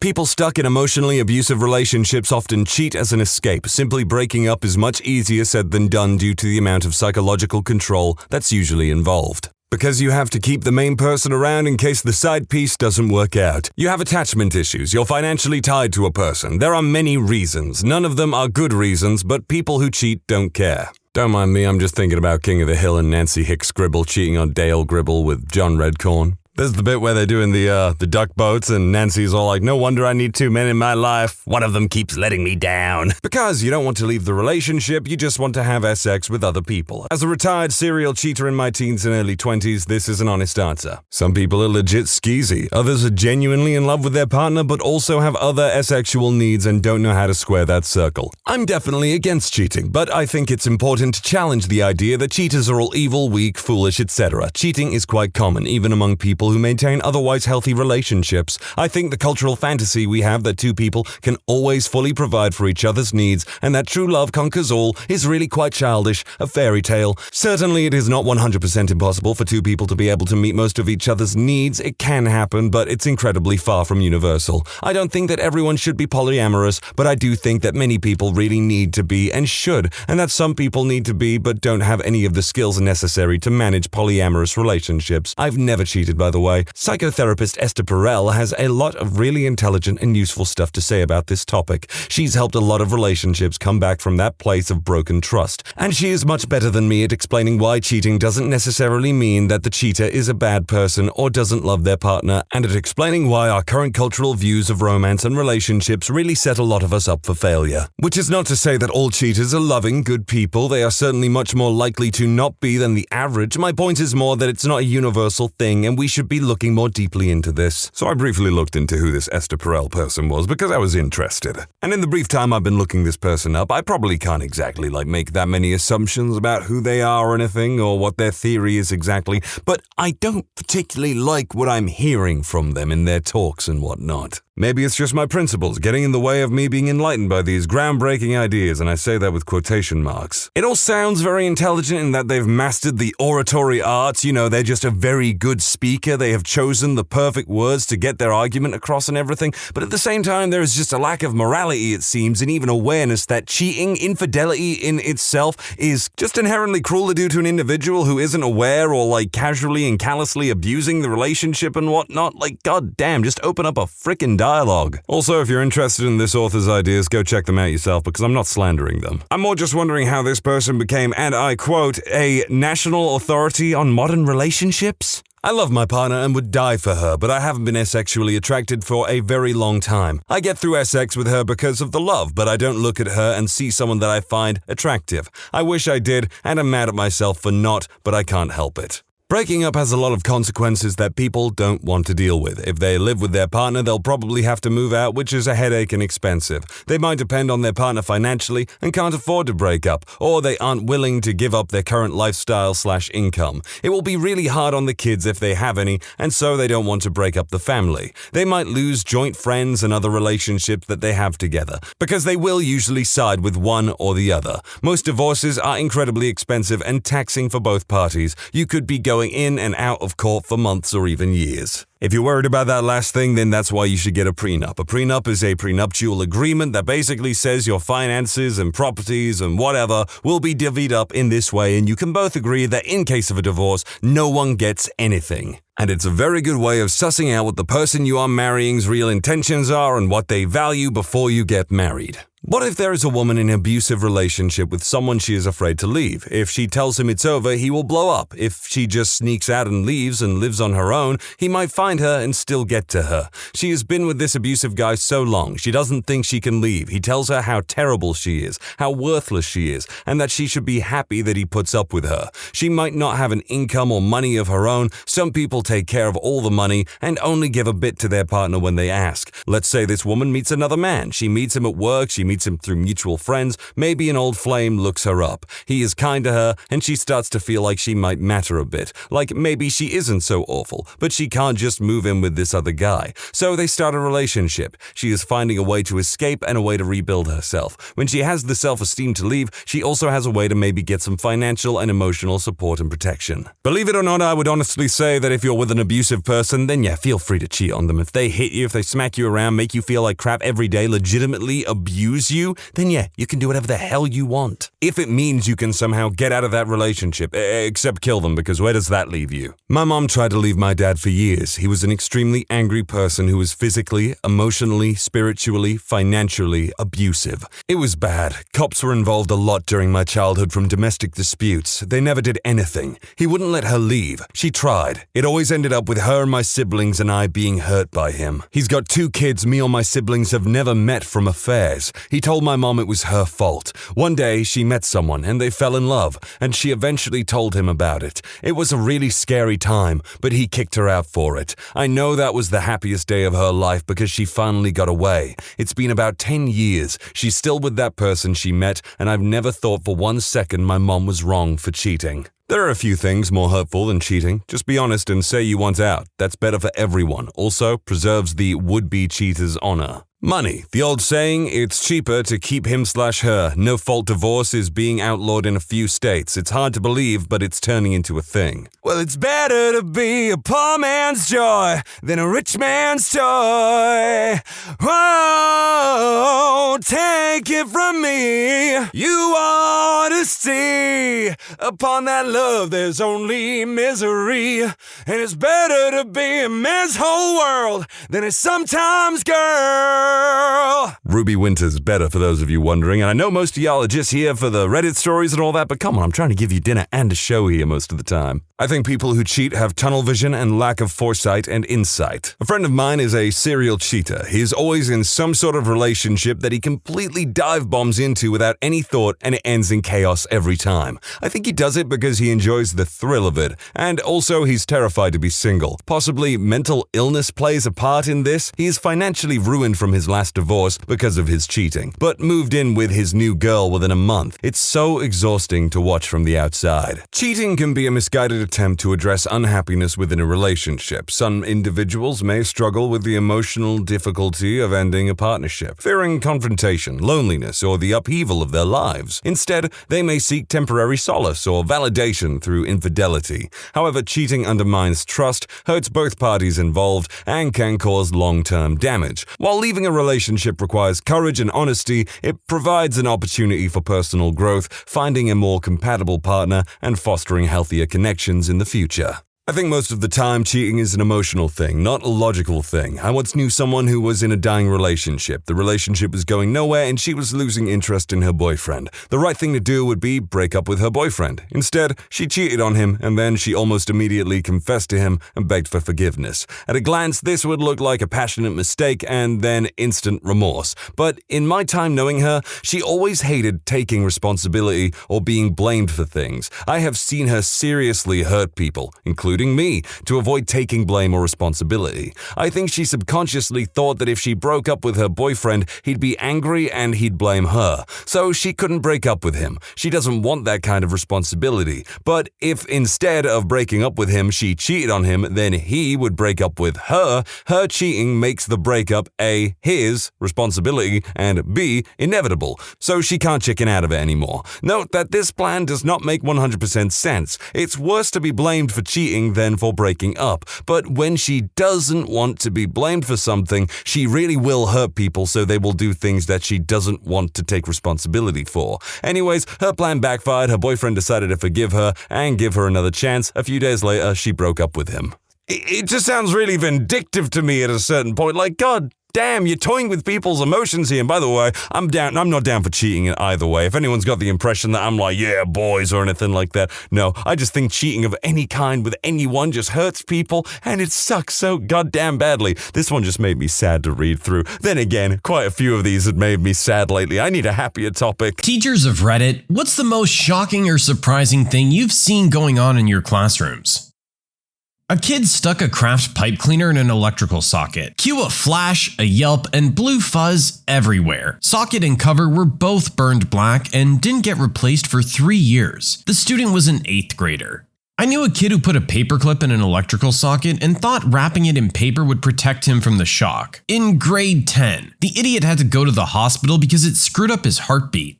No matter what age you are, I think you should know you don't mess with electrical sockets.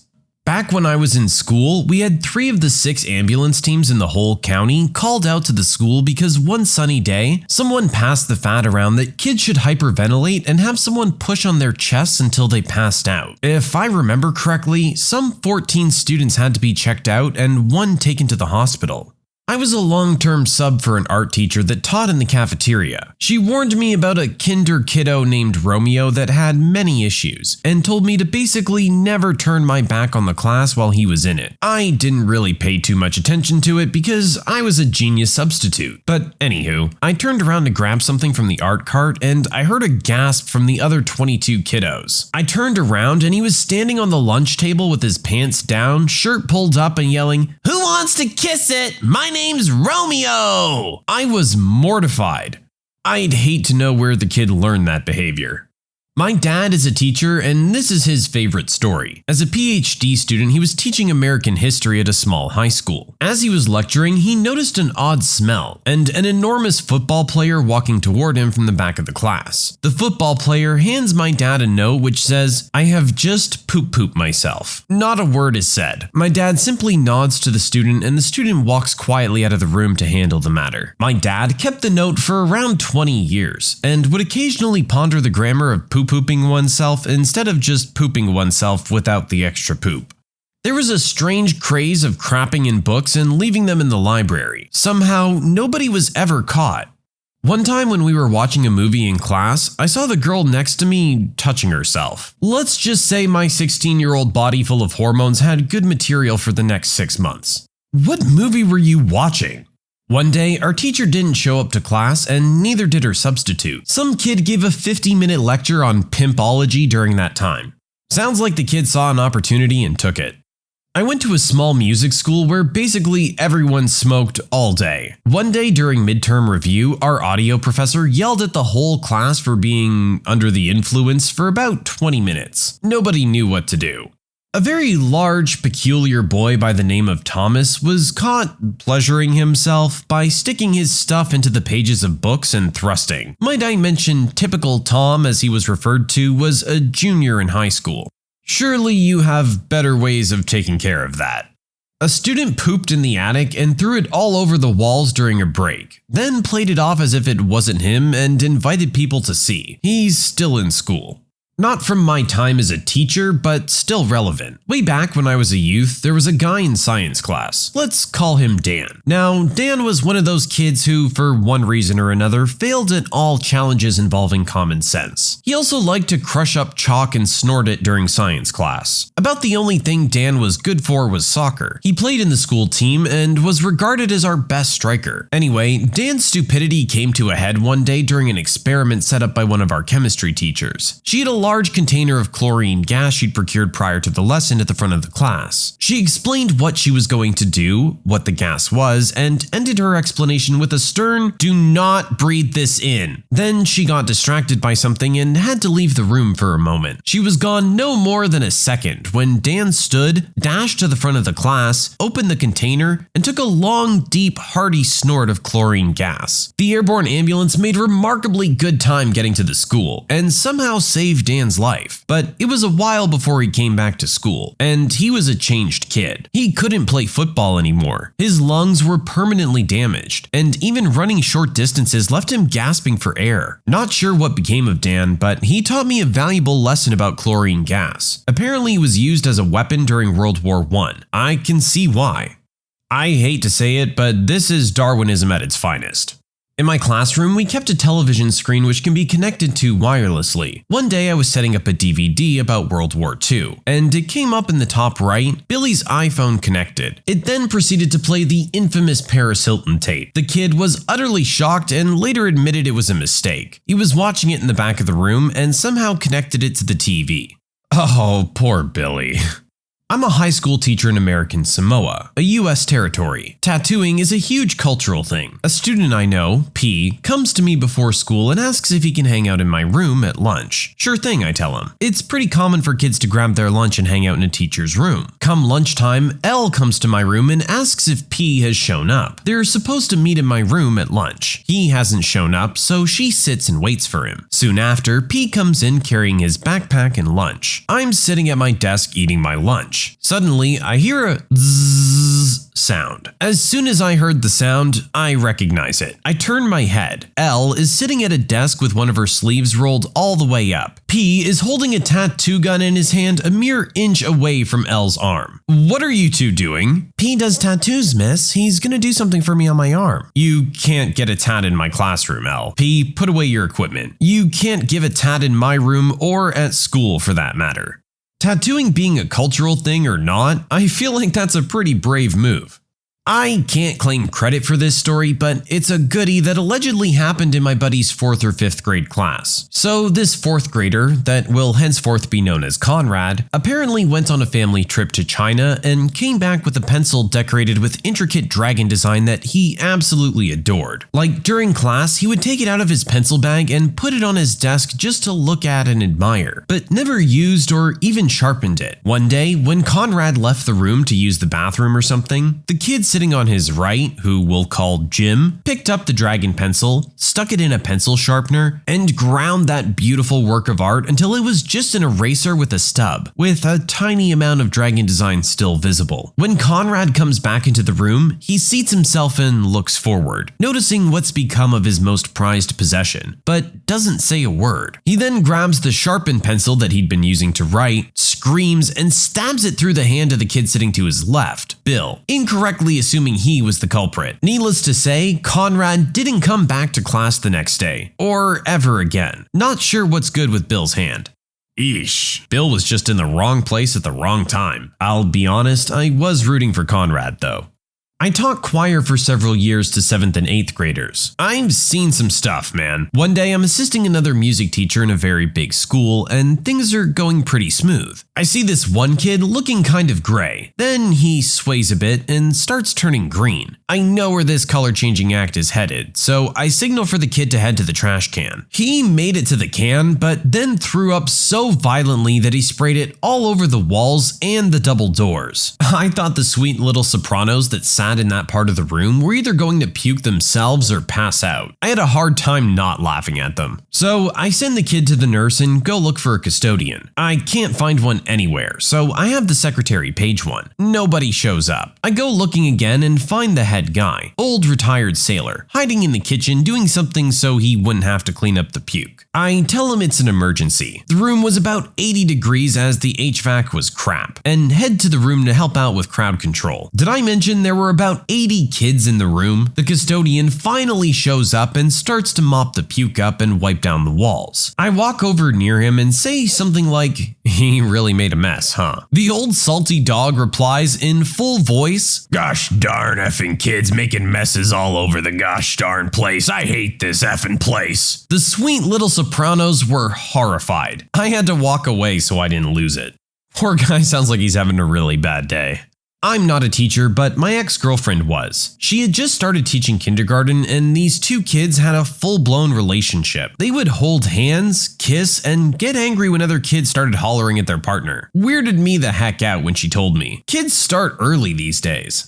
I was kind of a crazy kid in middle school, so I had this one friend. Let's call him Eric. The both of us were inseparable. Well, one day during study hall, we were both goofing off and had to be separated. So they put Eric in the quiet room. At the time, I thought it would be a neat idea to crawl through this air vent type thingy that was in the wall at knee level, which led into the quiet room right by Eric's feet. I quietly knocked out the other end and grabbed Eric by the feet, which made him scream. This, of course, got the attention of the teacher, who quickly ran over and grabbed my legs trying to pull me out of the air vent. Well, I didn't want to go peacefully, so I kept holding on to Eric's feet while the teacher kept pulling on my legs. It turned into a tug of war between my teacher and I, which I eventually won by crawling through the other end into the quiet room. I'm surprised I turned out normal. Hey, we all mess around when we're kids. Not a teacher, but one of the only memories I have from grade 1 was us sitting on the floor in the morning semicircle while our teacher went on about school stuff. There were about 3 rows to the semicircle with me sitting on the outside corner on a chair, so I could see everyone sitting down quite easily. We had this weird kid that just wasn't right. He'd belt out the national anthem as loud and off-key as possible every morning, even with everyone looking at him and not singing. So naturally, he decides that this semicircle is the perfect moment to whip it out and spit all over it. Then he spits on his fingers and starts Somehow, I'm the only kid that sees it. Not even the kids beside him. I sat there stunned for like 30 seconds wondering if anyone else was witnessing this, and why no one's doing anything, before the teacher noticed and snapped her fingers at him. He got the message. Props to her for not making a scene though. Kids are messed up. Not a teacher, but 2 kids would grope each other during class. The teacher never said anything, but it was pretty obvious, so she had to have noticed. The teacher probably just wanted to pretend it wasn't happening. My sister is a teacher. A girl had been disappearing for about 30 minutes a day in her homeroom period. After some investigation, it turns out the girl had been scheduling and giving blowies during that time. She didn't even make money off the deal either. She just gave them out of the goodness of her heart. In middle school, they had a detention in the study hall room, but the detention kids were put into separate rooms in the back with a tiny little window. There was a kid that pleasured himself in there, and the study hall teacher went in there and saw the kids' aftermath all over the wall. She yelled and told all of us to go into the hall. His phone was still out with adult content pulled up on it. The kid ended up being homeschooled after the incident, and I've only ever seen him once since graduation. A lot of the stories I'm hearing here seem to involve young kids needing to learn when to control themselves.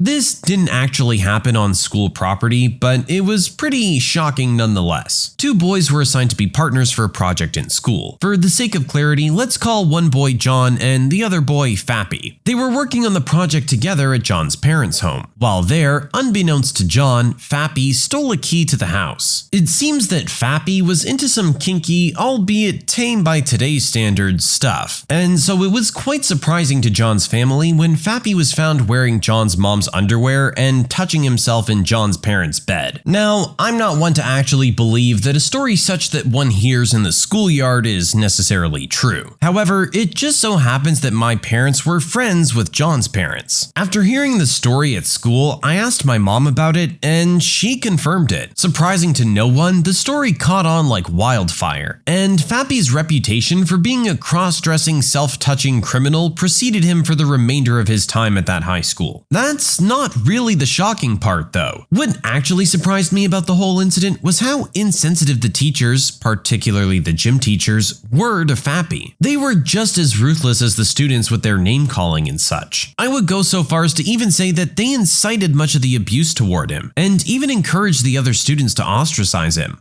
As a teacher, you'd think you'd want to bring up that incident regarding that kid as little as possible. It's really just cruel to keep it going. One day, I was walking into class when I heard kids yelling and screaming like maniacs. Turns out it was a smoke bomb brought from Mexico that left the room smoky and smelling like urine. We got our backpacks searched, but nothing was found. The kid then confessed after the backpack search, so he and the one who gave it to him left with an officer. I haven't seen them since. Ah, the classic stink bomb. I remember one of those going off in high school. My school tried to do an experiment and tried to put all the male below average grade students and delinquents into one English class taught by a female teacher. It did not go well for her. When she stepped out to use the bathroom, we emptied all the bookshelf and her desk and threw them out the window. Kids hid behind the blinds of the windows and slept. One kid missed his bus sleeping through the next 2 other periods. We made dominoes out of the books. She actually joined us for this one. Another time when she stepped out, we stood books up and threw knives and scissors at them to see if they would stick. Learned how to throw knives that day. We were on a second floor that partially looked out onto the roof of the first floor. Kids would often just leave and enter through the windows. Not sure why. Our school hall pass was just a red laminate that had hall pass crudely written on it. We broke open a locked drawer to find a lamination machine and made everyone hall passes. But the weirdest of all, we all passed and actually did fairly well in her class. I actually took a copy of The Day No Pigs Would Die Home because I liked it so much. Sounds like you had a good teacher for not only hanging in there, but actually managing to capture your attention along the way. I went to an all-boys secondary school and was 15 at the time this happened. Our class of 25 boys were coming back on a field trip in a packed minivan doing around 60 miles per hour on the motorway. The guy in the back right seat decides to announce that he's going to start pleasuring himself, and then stands up and goes through with it. There were 25 male adolescents on that bus. They weren't as shocked as the old couple in the next lane. Oh, that poor old couple. I'll never forget the look on that old woman's face as she peered into a school bus of children and proceeds to get an eye full of wang. The boy was expelled, rightfully so. In grade 4, my friends and I decided to protest in our class during lunch period because the school replaced the chip machine with healthy snacks. At first, it was no big deal. 5 or 6 of us just beginning to chant at our lunch monitor. But by lunch recess, it exploded into a full-force riot protest. We had hundreds of kids across 3 campuses in a colossal hive. It was one of my proudest moments, but it quickly turned into a nightmare when the teachers fought back. They tried to hurdle us up and gave an insane amount of detentions. I was one of the lucky few to escape before the genocide, but I still think to this day about those I lost that fateful day. Eventually, the school caved and offered semi-healthy snacks like Crispers and pretzels. I hope later generations appreciate the sacrifice we made, and I pray they live a more peaceful time than we did. I think our poster's blown this up into some grand battle in his head, but in actuality, most of these kids probably just wanted a reason to get out of class. We had a half-hour session with our mixed ability home class to start the day at my school, then all split up to go to lessons by ability streams for the rest of the day. I was in top groups for most things, but in this first hour, I generally ended up at the back of the room with the slower kids, and we started playing cards or poker dice. Never for money though. After this had been going on for a few weeks, I was caught in a quiet corner by the teacher, and thought I'd get in trouble for leading them on. Instead, she just said how it was really good for them to concentrate for that length of time on something, especially something requiring maths and patterns, but that if any of the other staff came in, to hide it all quickly. It's always nice when you think you're going to get in trouble and you just get a general thumbs up from the teacher. Not a teacher, but also a student. At the age of 12 to 13, we had math class with a temporary teacher. Let's call the teacher A. In our class, we had the typical students who did stupid things without thinking. Let's call them B1 and B2. Out of nowhere, while everyone solved their math problems and A was walking around helping the students, B1 and B2 threw their pens and accidentally dropped it to different locations. That way, they could roam free in the classroom. When they went to pick up their pens, they'd also whip out their junk, doing the helicopter and rubbing their junk on different furniture. It became almost like a game for them. The one who got caught first lost. How's that fun for you? It's just weird and you're creeping out everybody around you. Not me, but my parents are both teachers. My dad teaches drama and directs a school play each year. I can remember on the first night of one of these shows a few years back, he came back and said that whilst he was checking backstage during one of the set changes, he found a kid peeing into a bottle because he forgot to go to the toilet before his part. It was really funny but shocking because this is a really posh school. Hey, I don't care who you are, everybody's gotta pee. We had our study hall sign-in in the same room that kids would serve in-school suspensions. Well, one day I walked into a kid pleasuring himself and finishing all over the floor. He then zipped up his pants and walked out to a very stunned professor. Come on, guys, control yourselves! I'm not a teacher, but this happened to my friend. We were sitting in the back of the classroom, and being freshmen in the South, some of us picked up dipping tobacco. Not me though. So my friend decided he's gonna put a dip in class while the teacher was giving a lesson. If that wasn't dumb enough, a while later the teacher's done with the lesson and we're all just chit-chatting. But I notice he's sitting in his seat to himself. Moments later, he starts gagging and coughing. But no one really paid attention. We were pretty loud. I go up to him and check on him, and he said he threw up the dip. It was in the back corner of the classroom, so it wasn't noticeable. I glance over his desk to see there's tobacco-ridden puke with red juice all over it. I ask him what the heck that was. Apparently he didn't want to be caught with the dip, so he tried to make it seem like he threw up the juice instead. However, when he noticed that wasn't going to work either, he just left it. After I processed how stupid he was, the bell rang and we all left. Throw up still on the floor. I mean, in your situation, I guess you guys just call that one a win, right? Mechanics of Reddit, what vehicles will you absolutely not buy or drive due to what you've seen at work? Never buy a car the first year they redesign or remodel it. Always run into issues that they fix the second or third year they release it. This is probably good advice for more than just vehicles. Do not buy Ford Fiesta or Focus automatics from 2012 to 2016. Their power steering is messed up. Their transmission is messed up. Both had a class action lawsuit out.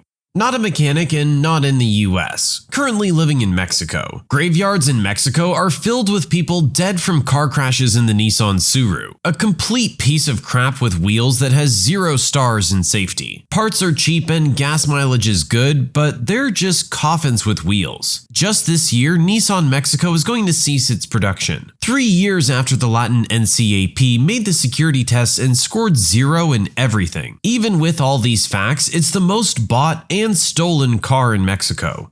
Gen 1 Porsche Cayenne. They're getting cheap enough for most people to afford, but the cost of maintenance is ridiculous. That goes with any premium manufacturer. You always gotta keep the maintenance cost in mind. You might get something dirt cheap with a really nice badge and name on it, but it's gonna cost you a lot to fix it up come time. 2012 to 2016 Ford Focus. The clutches go constantly, to the point where they made it a service bulletin, and it continues to happen after the warranty is up. Yeesh, we're only this far in and we've gotten 2 red flags on the Ford Focus. That's not a good sign. When I was looking to buy a used car, I found a Land Rover for $2,000. My father, who was a mechanic, said to me, yeah, it'd look great on the back of a tow truck. My dad's a mechanic and he always says Volkswagen New Beetles. My first car was a Volkswagen New Beetle. Needed a new radiator? Guess the whole front end is coming off, again. I had to work on one of those, but the problem I had with it was that it was the largest feeling car I'd ever driven. Yes, it's a tiny thing and I knew the front bumper was only like 3 feet in front of me, but it felt like the car's a mile long. I worked for a major Japanese auto designer you're all familiar with. We used to do an event where we took a vehicle apart piece by piece, every single piece, inspecting, weighing, measuring, and comparing them to our parts. We did this for every design model and with every competitor. Never once was any Chrysler vehicle mentioned, not even in comparison documents. It was the ultimate disrespect. They weren't even considered a competitor, not even for some portion of their vehicles. I saw a lot of different cars broken down and close up. I have a lot of good things to say about competitors, but Chrysler Dodge Jeep is not one of them. You go. Although it's push to start, just make sure to keep your back straight when pushing as to not injure yourself. Well, that's not the greatest vote of confidence, is it? Subarus are great cars, except for the Tribeca. At work, we call them turds. I don't know if I've ever even heard of the Tribeca. Chrysler Sebring, specifically the V6. Alright, that's a couple warnings for Chrysler owners now. We're keeping tallies here. Any new model automatic Focus. The manual transmission are fine, but the automatics are the most trash pieces of crap. We've had multiple come in with less than 5K miles with transmission leaks. I've not driven one that doesn't shudder when you accelerate from a stop. My god, the Focus is getting destroyed out there. I just bought a used Suzuki Swift for cheap, only to find that Suzuki has pulled it out of North America entirely. We've already had issues with it, so this is gonna go great. Always look into that kind of thing before buying a car. You need to know you're gonna be able to reliably get it fixed. My mechanic tells me never to touch an out-of-warranty BMW. He owns two, and says the electronic gremlins have driven him insane, and are virtually unfixable by a non-dealer mechanic, requiring things like circuit board replacements, proprietary software readers, and things like that. That's why my friend keeps his 1995 BMW. It's one of the last ones you can work on yourself. Of course, that means at this stage in its life he's working on it a lot, and there's not much he can do about the body rusting. Mercedes-Benz are gonna put my kid through college. Every part is artificially inflated, and I have a theory that every job takes some messed up specialty tool just so you have to be at the dealer or a German shop. Also, any Cadillac with the North Star V8, just heck no. Also Dodge. New ones are garbage and old ones will run for 400K, but the body is gonna rust off the frame by 100.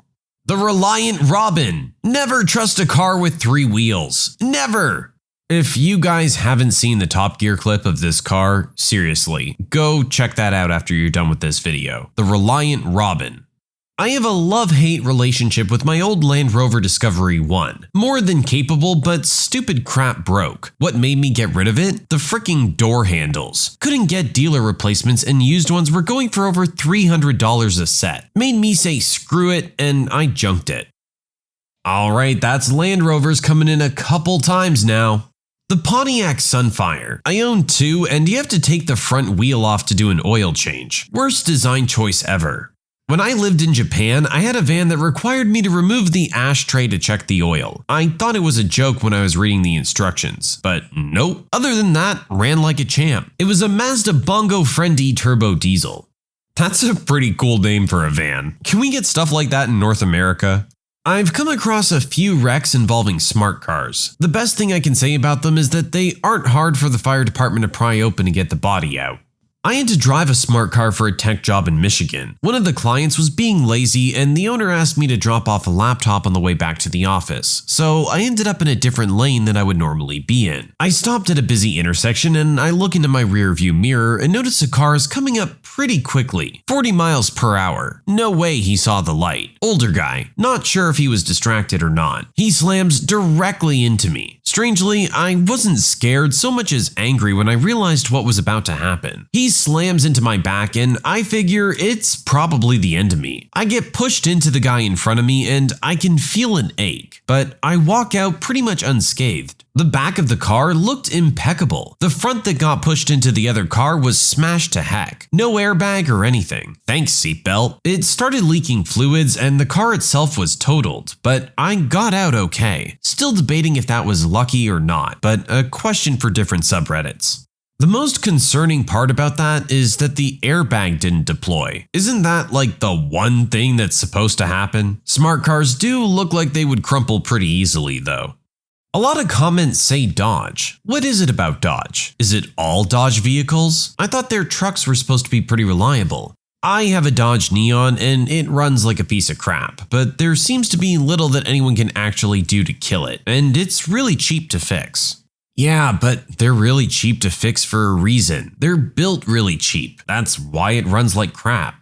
My immediate family all drive Honda. We're all good friends with the owner of a local dealership. We've all had multiple models hit 200K plus without issues. I've had my Accord for 11 years and have about 210 miles on it. And last week was my most expensive repair. Replace the battery lead cables. $200 said and done. We've driven Pilots, Accords, Odysseys, Civics, not an issue. I'll never buy a car that isn't a Honda or Acura.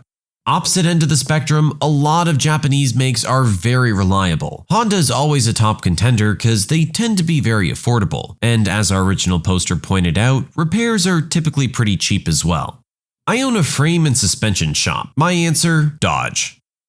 Alright, Chrysler, Dodge, Jeep is getting crushed out there. To be fair, Jeeps haven't been called out in particular yet, but they are all the same manufacturer. Mercedes-Benz G-Wagon. They may look nice, some people think so, but they're uncomfortable as heck to drive in, extremely expensive to fix and upkeep, and tend to break fairly often. Not a mechanic, but from my experience, screw any Taurus made around the year 2000. They'll run forever, but you don't want them to. The windshields leak and the insulation under the carpet is made out of some recycled fiber that smells disgusting when it gets wet. Son of a Mazda mechanic here. If you live in the north or anywhere it gets remotely cold, do not buy an RX-8. It won't work 3 to 4 months out of the year and will need constant expensive care in the other months. Any US Navy submarine. Talk about overpriced. And parts? Good luck. We don't have any money. Oh, it's a nuclear part? Never mind about us being broke. Here's $400 for that 2-inch O-ring. May as well order 12 of them while you're at it. Source: nuclear mechanic in the US Navy. You know, the thread is open to vehicles, so this qualifies. Dodge Grand Caravan, 60,000 miles on it, and I've replaced the rear brakes 5 times, and it already has a misfire. Mark another one for Dodge. First and foremost, no Chrysler products, ever. No Chrysler, no Jeep, no Dodge. They're trash vehicles made by a trash company out of trash parts. The diesel engines in the trucks are the only thing worth a damn, and they don't make them. The old Jeep Inline 6 was great too, but everything they put it in would fall apart around it. I know most people reading this aren't in the market for one, but Land Rovers are hot garbage. Expect screwy electrical issues that have your mechanic chasing his tail for the life of the vehicle. Anything German is going to be too expensive to fix, with the exception being Volkswagen. And even if they can rack up the miles on the odometer, you'll have tons of stupid problems from cheap manufacturing. Alright, someone start digging the grave for Chrysler.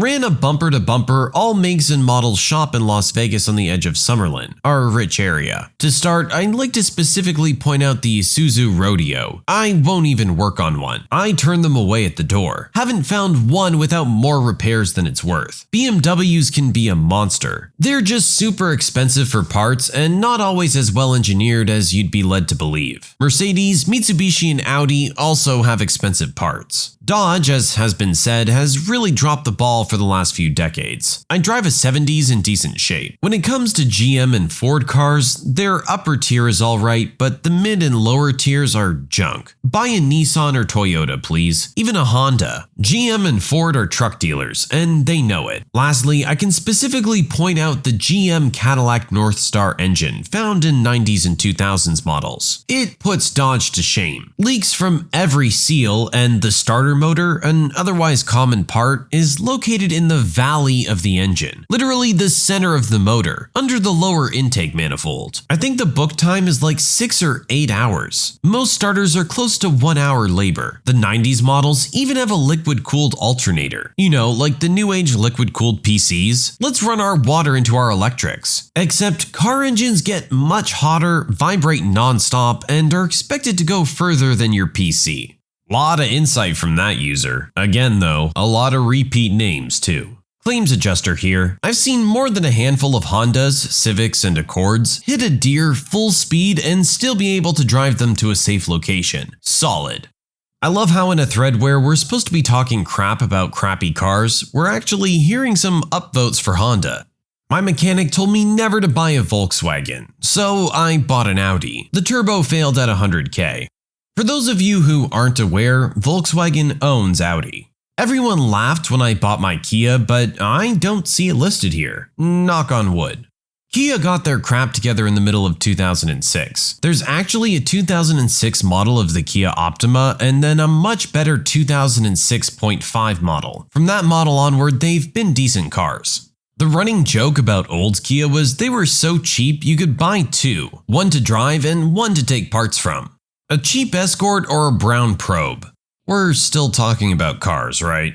Franchise garage technician / state vehicle inspector here. Any Cadillac with the Northstar V8 engine. It has a feature that shuts cylinders off at low load to save fuel but makes a lot of noise when active. For miles per gallon gain that aren't really impressive today. Something like 20-25 city highway. It's also notorious for leaking oil. It's been engineered to be able to run for up to 50 miles with no oil. Because designing an oilless engine is easier than fixing all the leaks in a Northstar. I've never seen one not leaking out of somewhere. Next, about German luxury. They're not inherently bad cars, but maintenance is more expensive than most folk expect. So people buy used thinking they're a steal secondhand, and then a year later they've got no-name Chinese tires, squeaky brakes, and 5 warnings lit up on the dash because their 2002 Taurus only took 2 $30 oil changes every year. Why would this be different? Honestly though, I think the drivers put me off more than anything. Caddy and especially Nissan just attract a certain kind of person. That car's either spotless and new or the grossest pit of human goo you'll ever sit in. Crumbs in between everywhere, dank smelling ashtrays in the cup holders, all the surfaces are sticky, and weird dark spots in the cloth seats where a person would normally go. Nasty stuff. We've had a few references to this specific engine from Cadillac now. There may be some of you that want to look into that. Of course, if you have one, you might already be aware. How about medics of Reddit? Because Volvo, yes. Ford Explorers, no. Dodge Neons, also no. Honda, also yes. I'm also kind of amazed that more people don't shoulder tap their firefighter, medic, or emergency room doctor friends for car purchasing advice. I was in a really bad accident while I was driving a Honda Accord. The car didn't make it, but the police and firefighters were pretty surprised that I did. Honda for the win.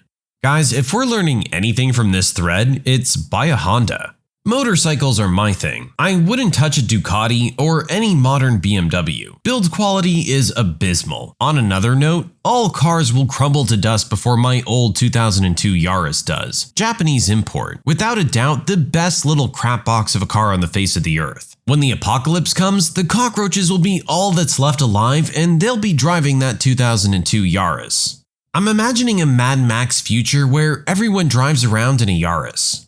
Used car salesman here, so I'll list an order from worst. Number 1, any Rover. You know it's bad when an extended warranty costs $15K. 2, most Audis over $50K. 3, anything Chrysler. 4, Ford economy cars. These being Escapes, Fiestas, and Fusions. Motors are usually okay, but electrical can be hit or miss. Every car is different, so don't take my word for it. Just get a warranty if you can. Number 5, Nissan Leafs. I could keep going, but yeah.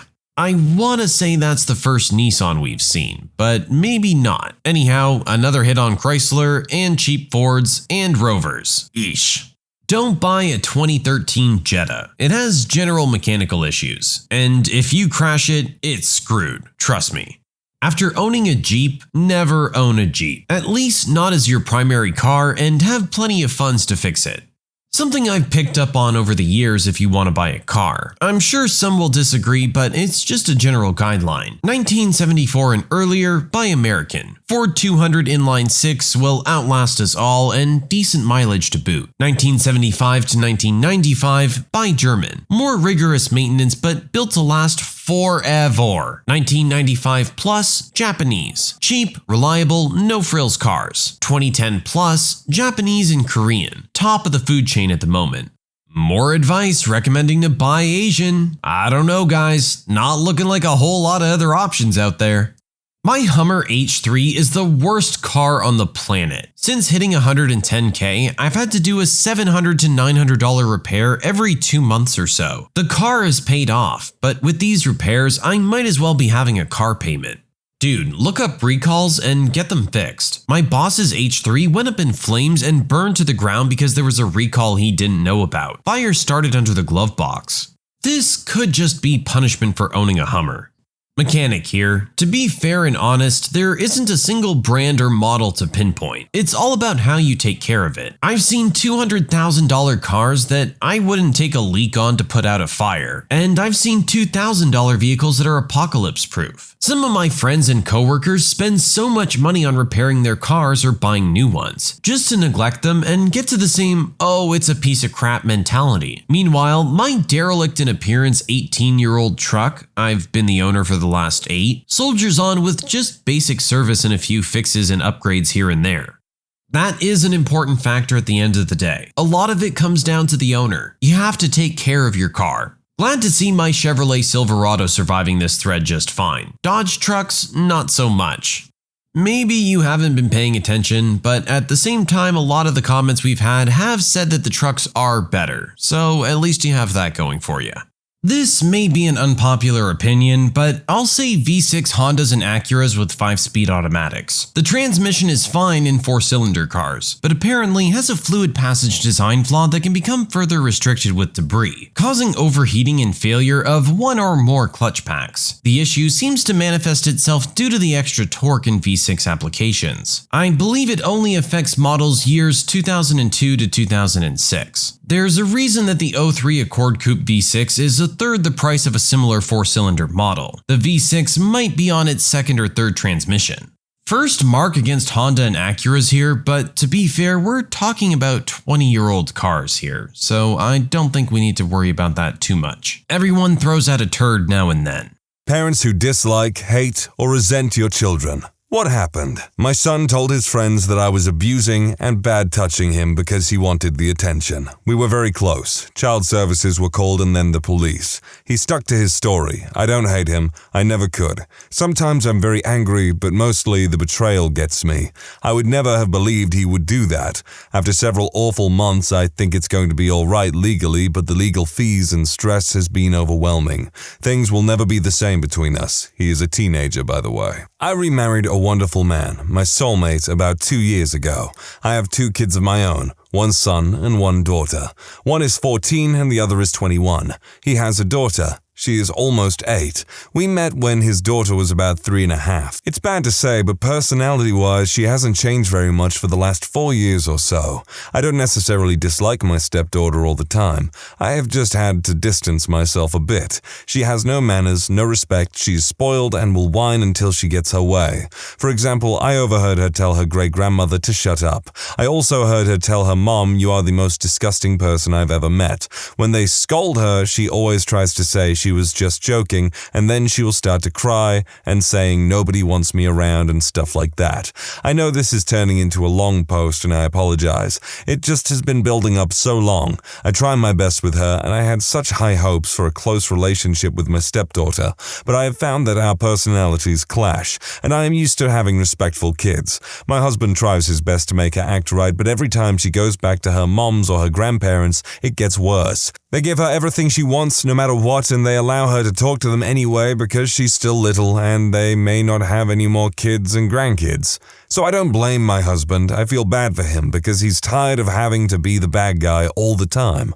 Oh, and she likes to torment my cats. I tell her all the time to be nice to them, pet them gently, or better yet, leave them alone. But she likes to chase them, pour water on them, throw dirt at them, etc. She has plenty of toys in her room and also electronics and games, but she will cry and whine until my husband lets her use his laptop. She likes to watch toy commercials on YouTube and tell us what she wants for Christmas or her birthday. She makes these 5-page long lists of what she wants all the time. And then, if she doesn't get it, she whines that she never gets anything she wants. Her mother told us she picked out a $50 Halloween costume last week. She said that she told her that was way too expensive to pay when she is only going to wear it a few hours. Well, stepdaughter proceeds to cry and say she doesn't have anything and never gets anything and she needs new parents. One more thing that makes me mad. If adults are in the room trying to have a conversation, she will interrupt repeatedly until they stop talking and listen to her or watch her do some little something that could have waited. This child gets more attention than any of the other children, so I know it's not lack of attention that causes it. One more thing I thought of. About a year ago, I had my little granddaughter over at our house. She was about 9 months old at the time. Stepdaughter got caught trying to give the baby rocks. Well, we all got on her and tell her how dangerous it is to give the baby rocks. Babies can choke and get injured or even die. All that. Well, a few minutes later, I catch her putting the rocks in my grandbaby's pocket and I go mental. After telling her she could choke and die if she gets hold of a rock, she is putting them in the baby's pocket. Just one more example that there is something not right with this girl. When my wife was pregnant with our first and only child, we knew before birth that she was at high risk of Down syndrome because the gene was quite prevalent in both of our family histories. We both got tested and the doctor told us that our daughter had over 80% chance that she will be born with Down syndrome. Our marriage up to this point was happy and wonderful. We dated for 9 months before getting married and were more of partners than a couple. Everything we did, we decided together. We bought our own business, which didn't cause any fights, but rather we thrived because she was good at what I wasn't and vice versa. I was a messy kid before I met her and she helped me change my ways. She lacked hobbies before I met her and I helped her finding things she truly loved doing. We were happy. Very, very happy. The doctor told us that abortion was a viable option, but we needed to decide within a week or it would be too late. I knew right away that I was for the abortion, but didn't know how to bring it up. When we finally did sit down and talk, I brought all sorts of articles and books on kids with Down syndrome. I tried to show her rather than convince her of how hard our life would be if our child actually did have it. It was going to be hard for both of us to have a healthy child, let alone one that needed far more care.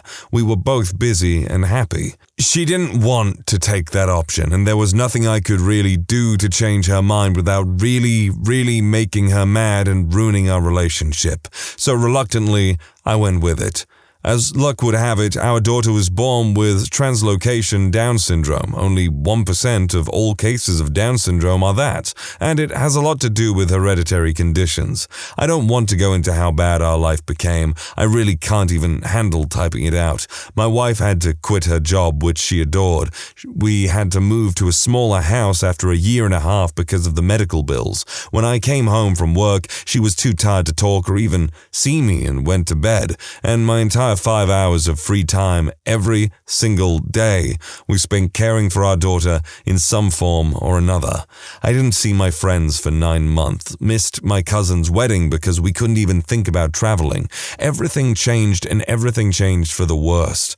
My wife and I only talked when we fought. Either she was too tired and that caused her anger, or I worked too much and didn't help her enough. To tell you my life went to absolute crap is an understatement because I can't even imagine how much extra stress my wife must have endured in those first couple of years. I don't hate my daughter, but I do resent the fact that we had her, even though I knew our life would be this way.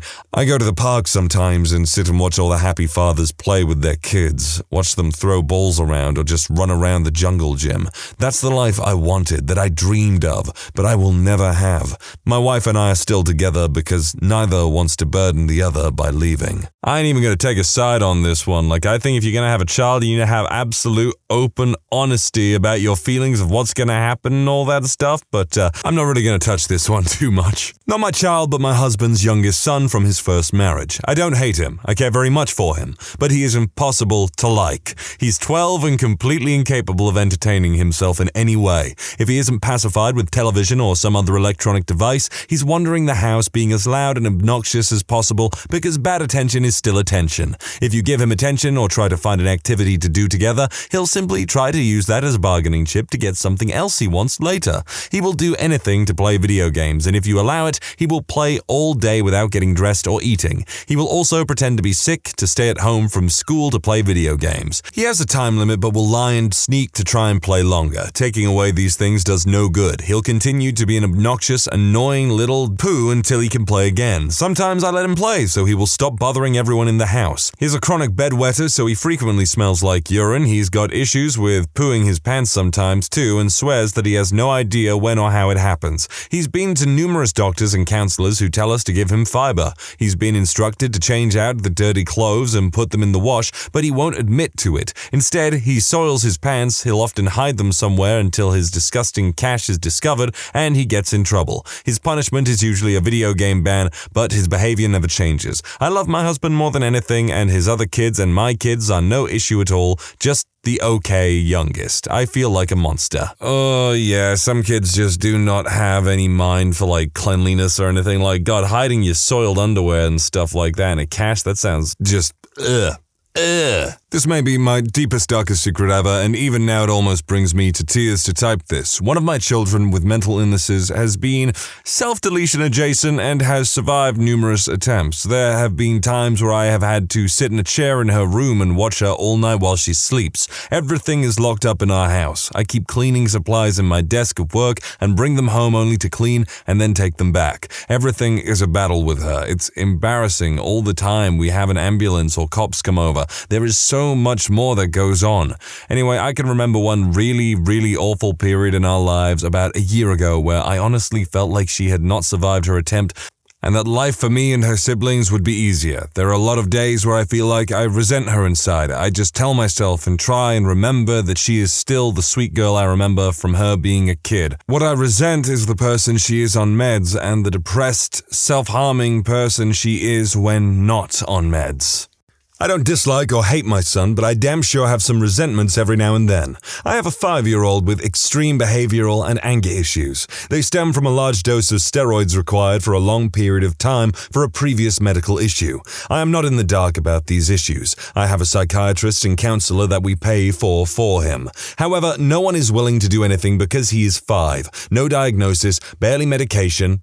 I have had to inpatient hospitalize my 5-year-old son twice. I have another child younger than him that was born around the same time that all of this started happening, and I just watched the difference between the two. I sometimes wish I had switched and had her first because the only reason I was trying again was so I could have a girl. I watch happy, functional families, and it makes me angry because we have been burdened by this. We can't travel, we can't go to parks or things of that nature because he targets other children, and I don't want to be that butthole mom on the playground that just lets my son beat the crap out of other kids. CPS is now involved for the 4th time in 2 years because at school he cracked a kid across the head with a rock because the school refuses to give him an IEP because he is so young. My husband and I have tried every parenting book, behavioral therapy method, strategy, etc. Nothing seems to work. Some days I just turn my phone on silent because I know it's going to be the school calling me saying he won't sit still in class and keeps running out of the classroom acting like a butt. But I have asked them repeatedly for an IEP and they refuse. Don't get me wrong, I love my son more than life itself, but it frickin' kills me to watch him have to live like this. He is so angry all of the time, and sometimes I have to hold him in a full Nelson on the floor crying so that he won't hurt himself or anyone else. I wish other parents knew what this torture was like, the constant self-doubt and wondering where we went wrong. It is slowly killing my marriage, and I honestly wouldn't blame my husband if he did leave. In fact, I'd probably send our daughter with him just to make sure she was safe.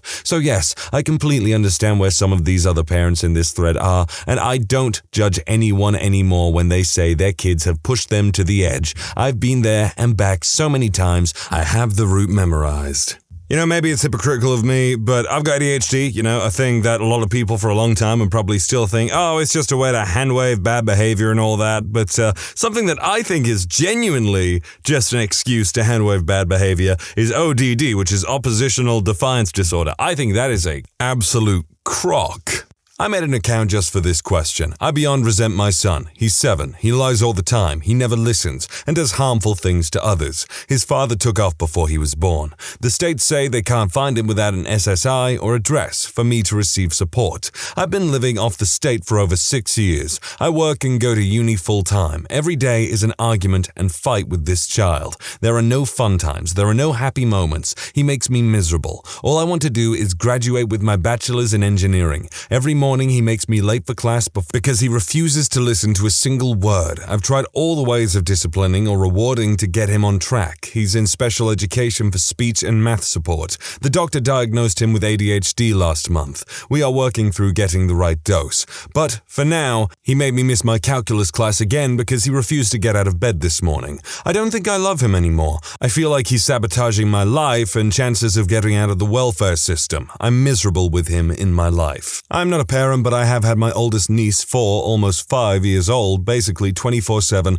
barring the few times every month or so that her mum will take her home for a 12-hour period. Since she was a year and a half old, at this point I am the only stable parental figure she has ever really known. I do not hate or dislike her per se, but I do resent her. I resent all the attention she requires. She wants eyes focused on her all the time, and when she feels like she's not getting enough attention, she becomes a holy terror. I know part of her attention seeking is because her parents, who live right next door, pay little to no attention to her. I know a lot of her behavior stems from them basically ignoring her. She's very, very loud and likes to make nonsense animal noises all the time. She loves pretending to be a dinosaur. She loves singing. She loves running and playing just like any other 4-year-old, but she does not get the concept of quiet time or indoor voices. I suffer from migraines, and I have explained to her every time I have one that I need her to play quietly until my emergency medication starts working. So I tell her to sit quietly and watch a movie or draw for an hour or so. And as soon as I lay down, she's in my face, almost yelling for me to play with her or watch her do something, etc. She's also a bit of a brat too.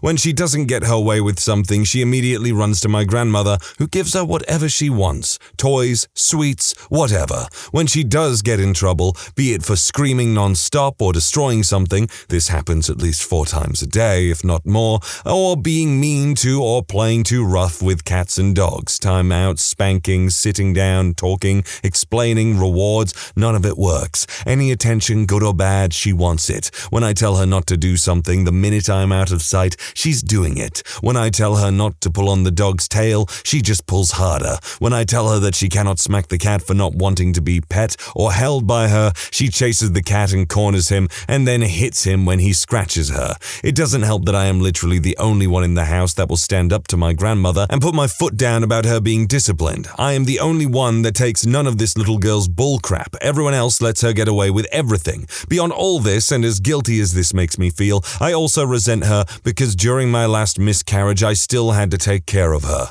I resent her mother for this too, but I resent her because it does not matter to her that even though she was told I was sick, or even when she was sat down and someone explained what was happening, she still wanted me to play with her and would not leave me alone for longer than 20 minutes. I resent her because for months after my miscarriage she would still ask me when the baby would be here, and since it is now shortly after she was told the baby wouldn't be here, she is asking again. I understand that she's just a little kid, but it still hurts, and I feel guilty for that too. I resent her because even though I have no children of my own, I now have to live my life as if I do, which means now that I am working out of the house on 3rd shift, I have to sacrifice my sleep in order to care for her. Because her mother won't, I resent her much more lately because every time I try to discipline her or work with her, she's taken to screaming in my face, "You're not my mummy, I don't have to listen to you." She needs therapy for her anger, for her attention seeking, for the neglect from her parents. She just does not know how to cope, and I don't know how to help her. Don't get me wrong, I resent her mother much, much more than I do my niece. In fact, I would go as far as to say that I hate her mother for all of this, for screwing up her child, for ignoring her, for expecting me to care for her kid, while imposing rules for how she wants wants her child raised and tells her that she doesn't have to listen to me. I hate her mother with every fiber of my being. Every time I have to comfort her when she's crying for her mom because she misses her. I love my niece, though. I love spending time with her and taking her to the park and making meals together and doing art with her. I love taking her to the museums and carnivals and movies. I love finding things to do with her that will teach her something or discover something new. I love that every day I find out something new about her as a person, and I love that we are so close. As much as I resent her for demanding my attention above everyone else's in the house, I mean, I live in a 3-bedroom house that 9 people reside in. There are plenty of people to play with. When I had my last miscarriage, I am also grateful for it. It would have been so easy to allow myself to wallow in the depression I fell into when it happened, but her excessive need for my attention made it to where I couldn't. All I could do was throw myself into taking care of her. My niece is intelligent and beautiful, she is strong and creative, and so very opinionated. I know that someday, if she gets some therapy, she will do great things. You know, I'm a strong believer in nuanced opinion, but some of these people writing about these kids just sound frickin' bipolar. Oh, I hate them. Oh, I resent them. Oh, but I love them and they're beautiful and they have such a great soul. I get it. You can easily fall into disliking children very easily, you know. I get it. Parenting is the hardest thing, quite honestly. It's a huge frickin' sacrifice, whether they are disabled, some of the other stories that we've heard, or like this, where it's just an attention-seeking kid. But my God, I just wish they wouldn't start with as much as they hate them at the start, and then it's oh, but it's all good, they're great and everything. I just don't believe it at that point. I love my children to death, and I would never go back if I could, but I absolutely feel it is normal to have a moment here or there where you're not too thrilled to be a parent. It completely changes everything about your life, even when your children are average, let alone have disabilities that make things more difficult. My children have no behavior problems, no problems at school, no health problems, nothing like that. But it's still difficult. I still have moments where I am resentful, not necessarily of them, but of the loss of what my life used to be. It would be nice to not be a parent every once in a while, and I don't mean send them to grandma's for the day, because even when they are gone, you still have that responsibility. This might be one of the absolute best answers here, but it's also extremely vague. I'll admit, for everything I just said previously, I do appreciate all of the, honesty that people kind of have with it. I live and breathe sports and activity. His mother was a personal trainer and I was a gym rat. Our first date was on a climbing wall. We got married in a canoe. We took trips all around the world. We lived life like a travel brochure. Our son was born with cerebral palsy and AMC, which basically means the joints in his arms and legs are locked up and will never move or develop. He will never walk or stand. He has limited use of his arms. We will never go fishing, canoeing, or hiking together. Everything that was so important to his mother and I's lives before him will never mean anything to him. In every way, he is so unlike me that I struggle to relate to him at all. When he was born, we both were in shock. He got RSV at 4 months and ended up in the PICU. He wasn't expected to survive. Honestly, his mother and I discussed it and quietly agreed that it would be best that way. We stopped visiting. He's 11 now. Mentally, he's above average. He gets A's in competitive private school. He competes in maths and spelling bees. I hated school. He is cheerful, kind to animals, and unfailingly polite. I was a sarcastic, rude little turd who butted heads with everyone. For some reason, he's still intent on impressing his parents, though I've rarely encouraged him. Despite all his wonderful traits, I still try to avoid seeing him because it makes me feel guilty, depressed, and disappointed. And I feel like crap about that because all his accomplishments tell me is how much I should love him. Anyone else would be thrilled, right? If not thrilled about the medical care, at least impressed with his achievements. I work long hours so that I can provide the best medical care he needs, the best education, anything material he could ever want, and so that I can stay away from him, because I know he knows. He tries so hard that sometimes I'm afraid it's all a front to make it easier for us to like him. Well, at least you can admit you're kind of a crap person. What made you go from meh to, oh crap, I need to see a doctor? I broke my butt. I slipped and fell down 2 steps of stairs. No big deal. My husband said I needed to fix my pants because it looked off from the back. I broke my sacrum bone above your tailbone, between S3 and S2, and it was sticking out. My doctor had to pop it in. There is nothing that can fix. I have a paralyzed tailbone. I can't feel it. I used to have agonizing leg pain and it would kill me to step sometimes. I chose to ignore it until I was scratching my balls one evening and discovered a lump. I was afraid I had cancer spreading and ran ran to the doctor. Found out I just had a weird growth on my nut that was not cancer. Leg still hurts though. 4 a.m., drive heaving. Meh. 8 a.m., kind of loopy, have to catch my flight home. Noon, get wheelchaired off the plane, escorted to connecting flight. 3 p.m., landed in hometown, wheelchaired out to meet my girlfriend. 5 p.m., shivering uncontrollably in a scalding hot shower. Abdomen pain so bad I couldn't even stand up straight. 5:30 p.m., admitted to hospital, got scans and tests overnight. 7 a.m., appendix surgery. Worst birthday so far. Worst birthday? I think the worst birthday I ever had was when I got hit in the legs with a baseball bat, like actually hit in the legs with a baseball bat when I was 10 years old. But at the same time, I also got a GameCube that day. So, maybe not that bad. I passed out at work. I was in my late 40s and a heavy smoker and not much of an exerciser. After a crap ton of tests, my doc told me I had a mini stroke and if I really didn't want to see 50, to just keep up my bad habits. The smoke I had on my way to see him was the last one I ever had, and it's been going that way for 22 years. If you throw up coffee grounds and don't remember eating coffee, you are bleeding internally and should seek help immediately. I was an athlete in college, and one time I was at lift, and when I was moving the bar from the side holder on the squat rack, I hit myself in the side of the head, just hard enough. I didn't think much of it, finished my lift and went home. I didn't feel great for the next few days. A few days later, after competing in a track meet, I was at a team barbecue and had the worst headache. After I left, I decided to do some homework with my friend, sat down in front of my computer, fell asleep for about 20 minutes, and when I woke up, I looked at my screen and I was like, holy crap, I can't read. I had a concussion. I was with a friend at a public pond in Boston. She was going to teach me to kayak. We were just getting into the water, barefoot of course, and washing off the kayaks, and she was going to teach me to get into it. I slipped on a rock or something and there was a sharp pain in my foot. Not bad, just real sharp, real quick. I went, wait, I think I stepped on something. Let me look. Lifted my foot up and the water was blood red. My friend was all, we need to get a better look at that. Get to shallow water.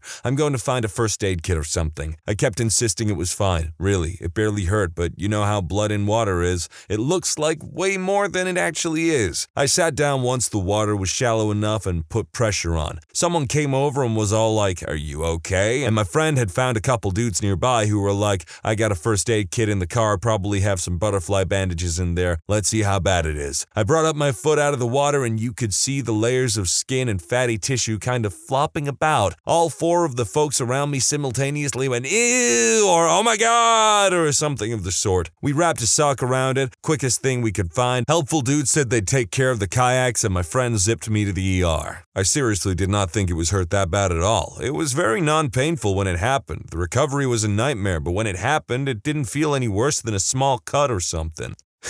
In the ER, I'm sitting there with this sock around my foot, and the doctor comes in with 3 students following along behind him. They were in coats, he wasn't. He was all, okay, let's have a look. And he unwraps the soaking wet sock from my foot, not water, and I sprayed blood all over him. Even as he backed away, we're talking about a 5-foot arching spray of blood pumping with my heartbeat. It was kind of awesome, actually. Yep, severed an artery. The doc was like, well, that's what I get for not wearing my coat. I'll send you a dry cleaning bill. As the 3 students and him were leaving, one says to me, seriously excited, we've never seen arterial bleeding before. Thanks. You're welcome.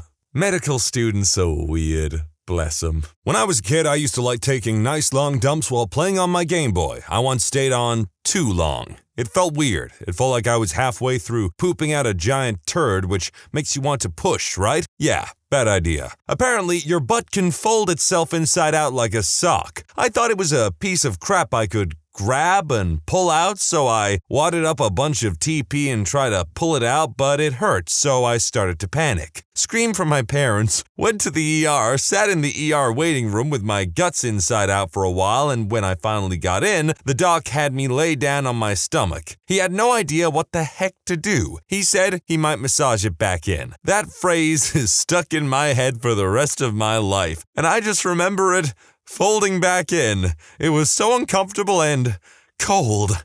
Never happened again. It's called a prolapse, and it's awful. That was really hard not to laugh all the way through, but yeah, there's a reason why you shouldn't stay on the toilet too long. One day I went from, my hearing is muffled in one ear, to, now I'm deaf in one ear, to, the room is spinning and I can't stop vomiting. Went to the ER real fast at that point. Now the room has stopped spinning, but I never did get that hearing back. Leg pain went from a nuisance to not being able to stand up. Turns out it was stage 3 cancer. If I had waited another week, I would probably not be around anymore. My doctors did several different types of scans on me. They ended up finding a tumor the size of a grapefruit on the base of my spine. A few days later, they removed it, and I further had 6 rounds of inpatient chemo and a further 6 weeks of radiation treatment. The cancer was called schwannoma neurofibromatocytoma, and yes, I still have my leg. It was basically the same situation as the movie 50-50. Hey, my ankle looks a little swollen. 5 minutes later. Hey, everything under my knee turned into a purple elephant foot. Also, my pee is blood. Kidney failure. Not even once. Didn't have a period for a couple months, more like 6 months to be honest, and thought nothing of it because, well, didn't have to bleed for a week. Yay! Until I had cramps that made me crawl through the house and almost rip my mom's shirt while crying asking to be taken to the hospital. It lasted a couple of hours, but it had to happen twice for my mom to take me to the OBGYN. I went, did the exams, and she said it's totally normal. I had an ongoing period from the end of December to February, but in the last month I had normal periods, so yay! Throw away because TMI and I don't want to think about this after I post. A couple years ago, I noticed that peeing was starting to hurt. I assumed it was a UTI since I've actually had one before when I was much younger, and it felt similar. I heard that a good way to cure or treat a UTI was to drink a metric ton of water so you kind of pee away the germs, and that's what I did. A few days later, I couldn't pee at all, like nothing would come out. Even though I definitely had urine in my body, a panic attack or two later, I finally told my mom so she could take me to the ER. I was underage at the time and couldn't drive, and I was also in so much pain, I probably wouldn't have been able to drive even if I knew how. Did you know that catheters suck? Because catheters suck. I went through a lot of physical and psychologically uncomfortable tests, including an ultrasound because one of the possible causes was a cyst on my ovaries. We found nothing, like no causes at all. We had no idea what was going on. My urethra just decided it didn't want to pee anymore and clamped up, causing immense pain whenever something needed to pass through. Like a ton of water I drank under the impression that it was a UTI. Thankfully, there's a medication specifically for that sort of situation. It numbs up the urethra just enough that I could pee.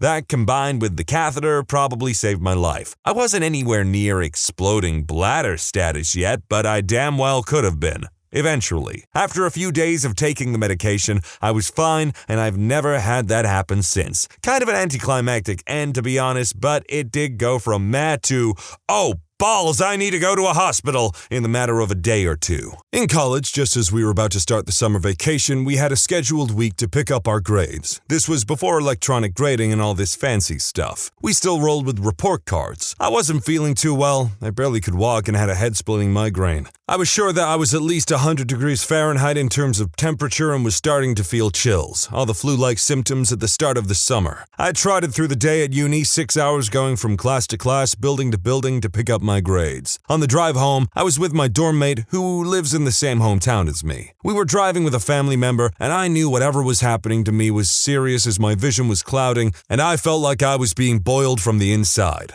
My mom's hospital was nearby and I knew the director personally. I asked the driver to pull over and take me there. By the time we were at the waiting area, I barely could walk and my dorm mates were trying to hold my head. I insisted she go home and ask my family members to fetch my mom. I used the excuse if I had the flu, I didn't want them to be sick. I called my mom, who was upset that I was faking sickness. I always was overly dramatic, but this really felt like death. She was rambling on the phone that I was pulling unnecessary stunts, and I kept saying, "If you want to yell at me, do it here," and hung up the phone. I went up to the director's office, who immediately saw something was wrong. Everything from this point was a blur. I spent 2 hours in the ER, had 2 IVs, and at some point was with a breathing tube. By the time my mom came, she saw me in the ER with all these machines and tubes hooked up, and I ended up being in the hospital for a week. I didn't fully wake up till almost 2 days later. I would come in and out of consciousness, but the bad times where I would have seizure-like coughing fits that wouldn't let me breathe, and back goes the breathing tube.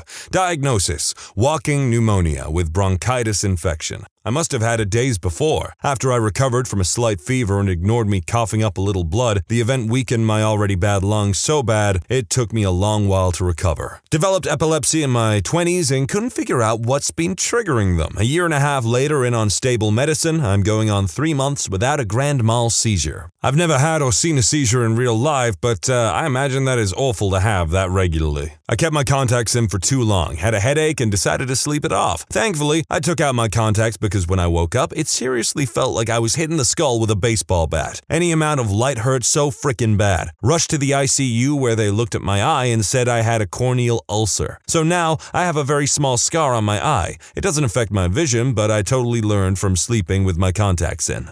I had recurring back pain for a couple of years. It would be really bad for a couple of days, then it would go away for a few months. Then, last year, it came back and didn't go away. I thought it was some kind of musculoskeletal problem and tried to push through it. When I couldn't breathe or walk without assistance, I went to the ER.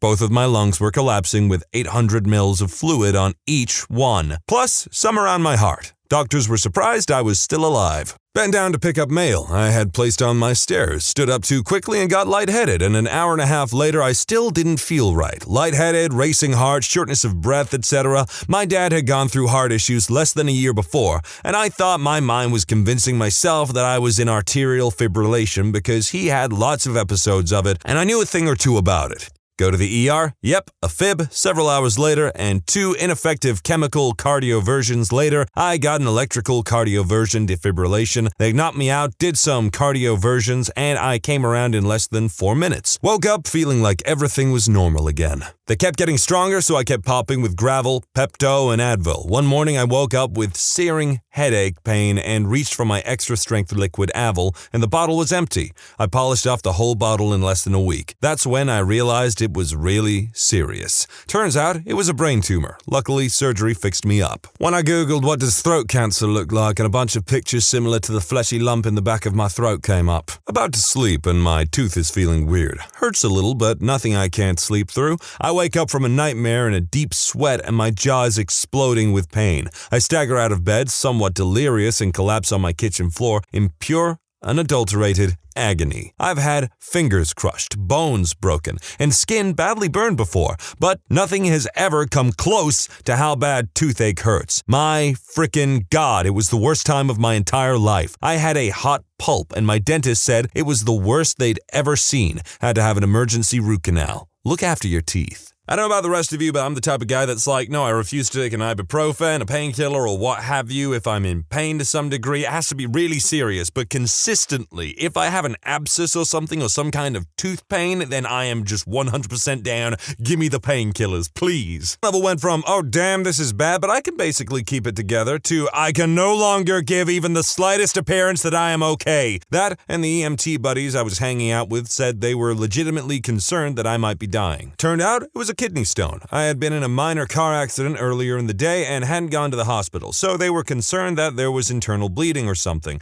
and I was going to drop dead from it in front of them. One time I was at work and I felt a touch queasy. No big deal, I'll just sit down and try to eat something. That'll set me right. Nope. I straight fell out of my chair and started flopping around on the floor like a fish. Had a seizure for no reason at all, or none that the doctor could find. Had a killer migraine for weeks and was constantly dizzy, and I doubt I'll ever know why it happened. I had an annoying pain on the right side of my back that moved to the right side under my rib. I knew it was gas. The next morning it was still there. I laid down to move the gas. That made it worse. I started having horrible pain in the middle of my chest. Thought I was having a heart attack. Vomiting, etc. There was a point where I thought I was going to pass out because I couldn't take the pain anymore. A few days later, I was talking to my husband and decided to look up the symptoms because I was still a little sore. I went to the doctor and had to go to the hospital for an ultrasound. I had a bad gallbladder attack. Kinda gross, but my first bleeding UTI, I went from, I'll drink lots of cranberry juice to, oh no! I love cranberry juice, but you can't drink too much of it because it makes you spit all viscousy and horrible. I had rosacea. After around 5 years, I grew out of it. At around the same time as I stopped eating dairy.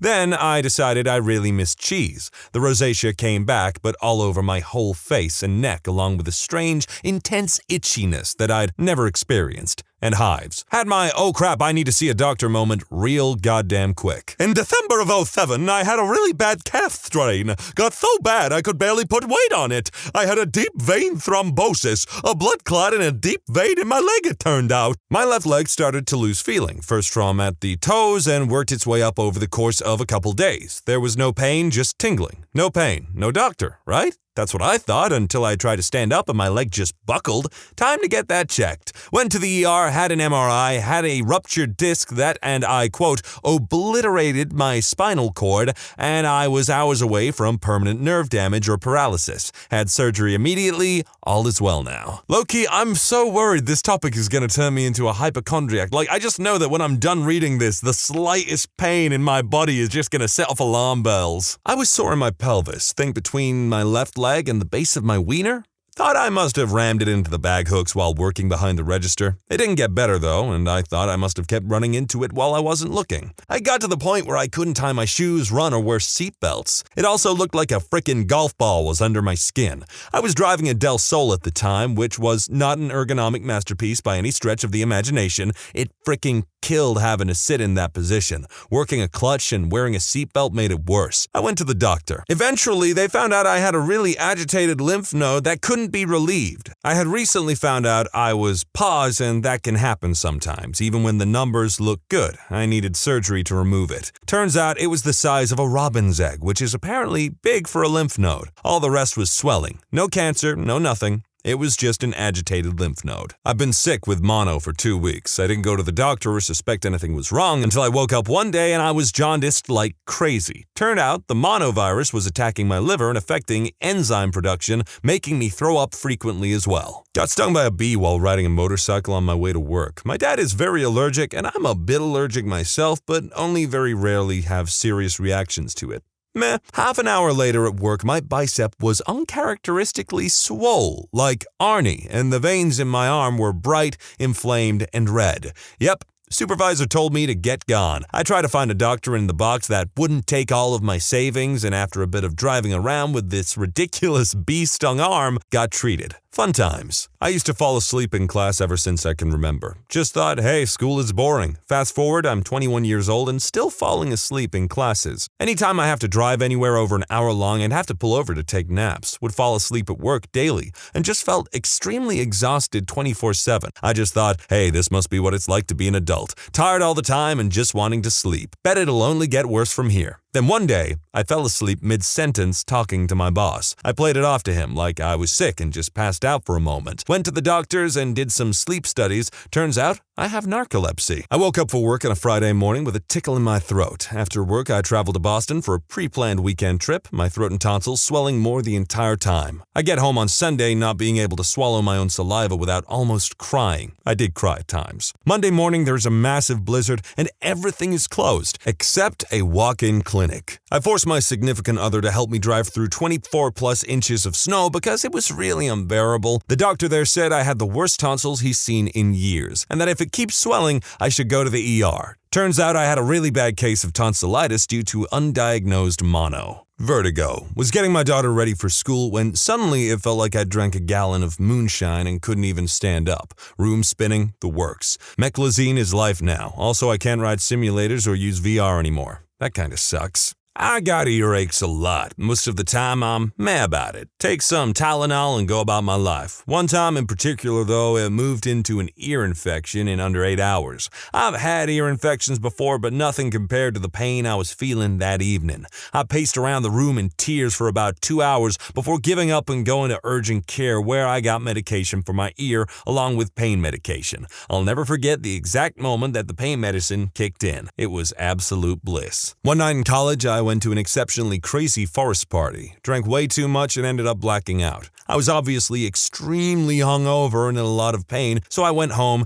drank a bunch of water, and slept for a few hours. When I woke up, I had super intense pains in my abdomen, and I chalked it up to it being from my drinking. Fast forward 2 days later, and I'm in too much pain to leave my apartment. Every time I move, it's painful. After 3 days of this, and I go to the campus health center, they ran some tests but couldn't find anything wrong, but told me to go to the ER. When I go to the ER, they have no clue and give me fluids and send me home. home. I return in about an hour since the pain is so terrible. They do a colonoscopy and find out I have huge kidney stones. Took me another week with pain meds and prostate meds, I'm female by the way, to pass them. What's the worst thing that's happened at your family gathering? Grandma died sitting on the couch while we all thought she was sleeping. So we went on with dinner. We all ate, drank, and were merry until the wee hours of the morning when somebody tried to wake her up. Nobody knew what to think about the fact we partied next to Grandma's corpse for like 6 hours.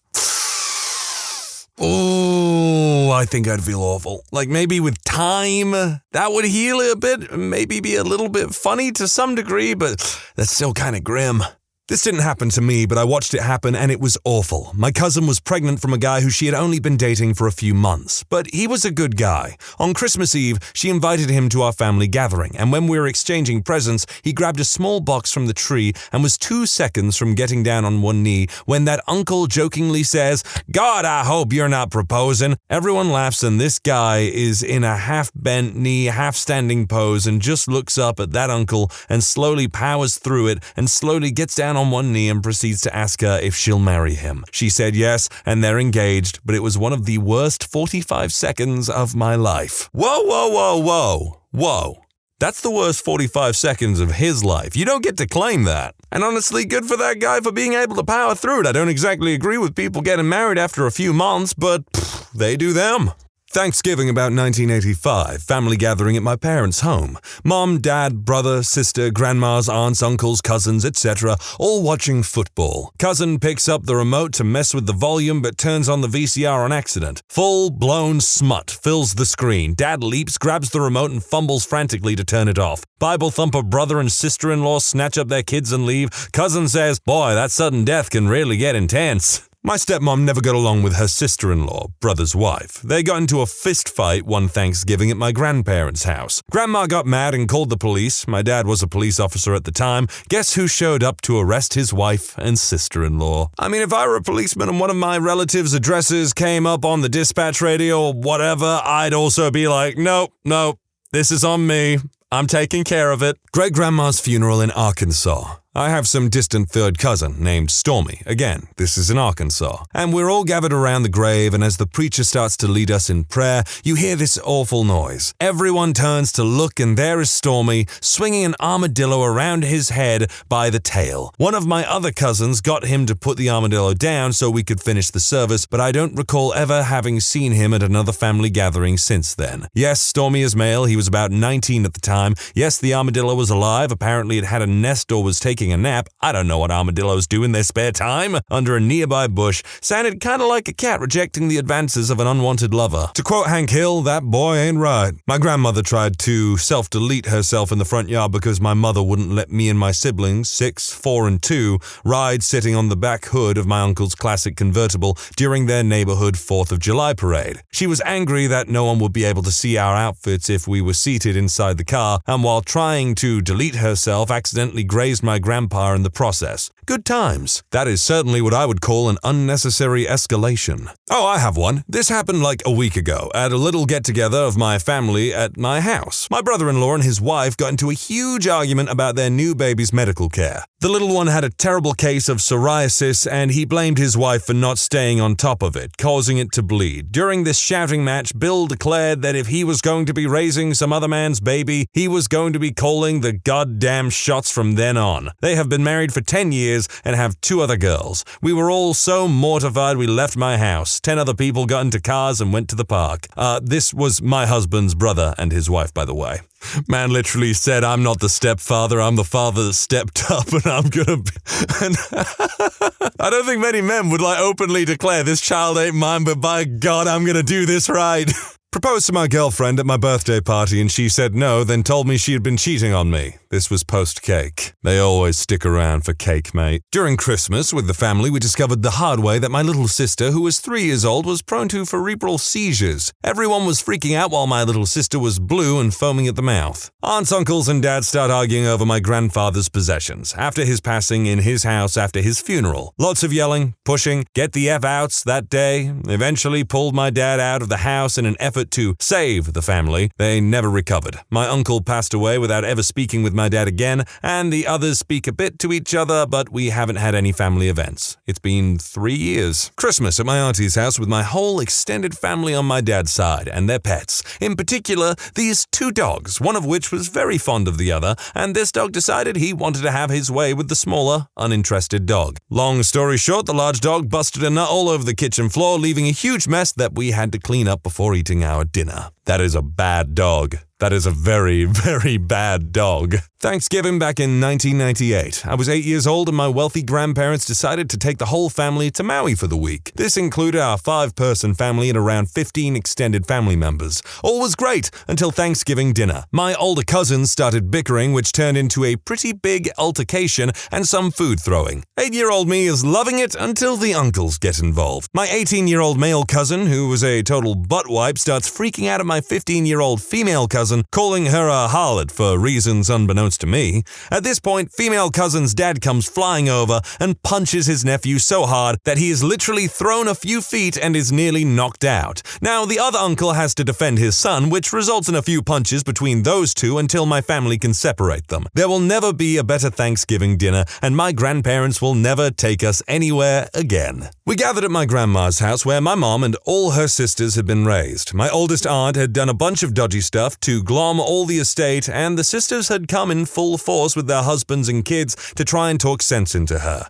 It did not work. They should have lawyered up, but this was the 60s. Hell, I don't know why they were all so weak. All of us cousins had been kicked out while the grown-ups argued. I was just a little kid, and I went to get a glass of water. She had put locks on the cupboards. Mean aunt came in and slapped me across the face so hard I was staggered. I did not get water. One of my older cousins found me crying and took me to town, riding on his shoulders part of the way to buy me a soda at the drugstore and a few toys. Many years later, my mom told me mean aunt most likely poisoned grandma, and it seems true. What you have there, my friend, is a classic Disney evil aunt. I'm picturing the lady from the goddamn Rescuers, you know, the one with the red hair and the crocodiles. That's the kind of lady that sounds like. My mother-in-law's boyfriend randomly out of nowhere just says, "In case anyone was wondering, I'm against gay marriage." My mother-in-law, to her credit, looks at him and just said, "Did anyone ask?" It was an awkward couple of minutes. My alcoholic uncle got so drunk at his own daughter's wedding that he urinated on the wedding cake in front of half the wedding party. He quit drinking after that.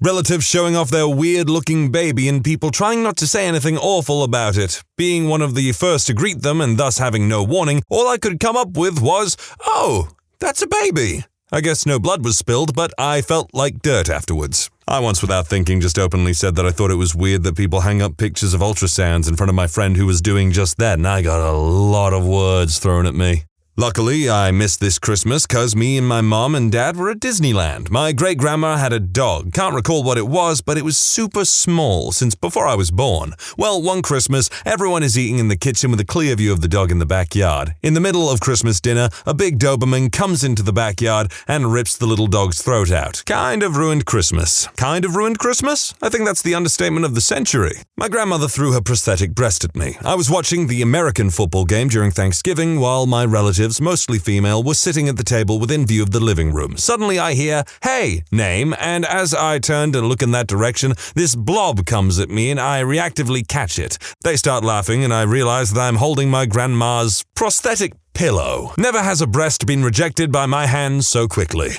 We had a huge family dinner at a very fancy restaurant. My great-aunt decided to move a very fancy pot of flowers with some peacock feathers stuck in it out of the way. In this case, out of the way meant right above the candles. It turns out the peacock feathers burn incredibly fast and produces a lot of smoke. The whole restaurant had to be evacuated. To be honest, it wasn't really that bad. The dinner had been incredibly boring. 14-year-old me certainly thought the fire made things a lot more interesting. This one day we woke up in a relative's house after a gathering night. We found the morning water tasted weird, so my cousin and host checked the water tank. The rat was floating there. Everyone in his house headed to the hospital instantly. I'd be doing the same thing. Well, we have a family reunion annually in Virginia for some distant relatives on my mom's side. No one in my immediate family has attended until about 7 years ago when my mother started driving my grandma to the reunion. Dad says that we could make it a family trip, but Mom brushed the idea off. My parents divorced 5 years ago, and the next year my mom somehow cons me into attending the reunion with her and her new boyfriend. Everyone at the reunion already knew her boyfriend. Turns out she had been taking him up to our family reunion for the last few years with my grandma. I'm starting to believe my grandma never cared for my dad all that much.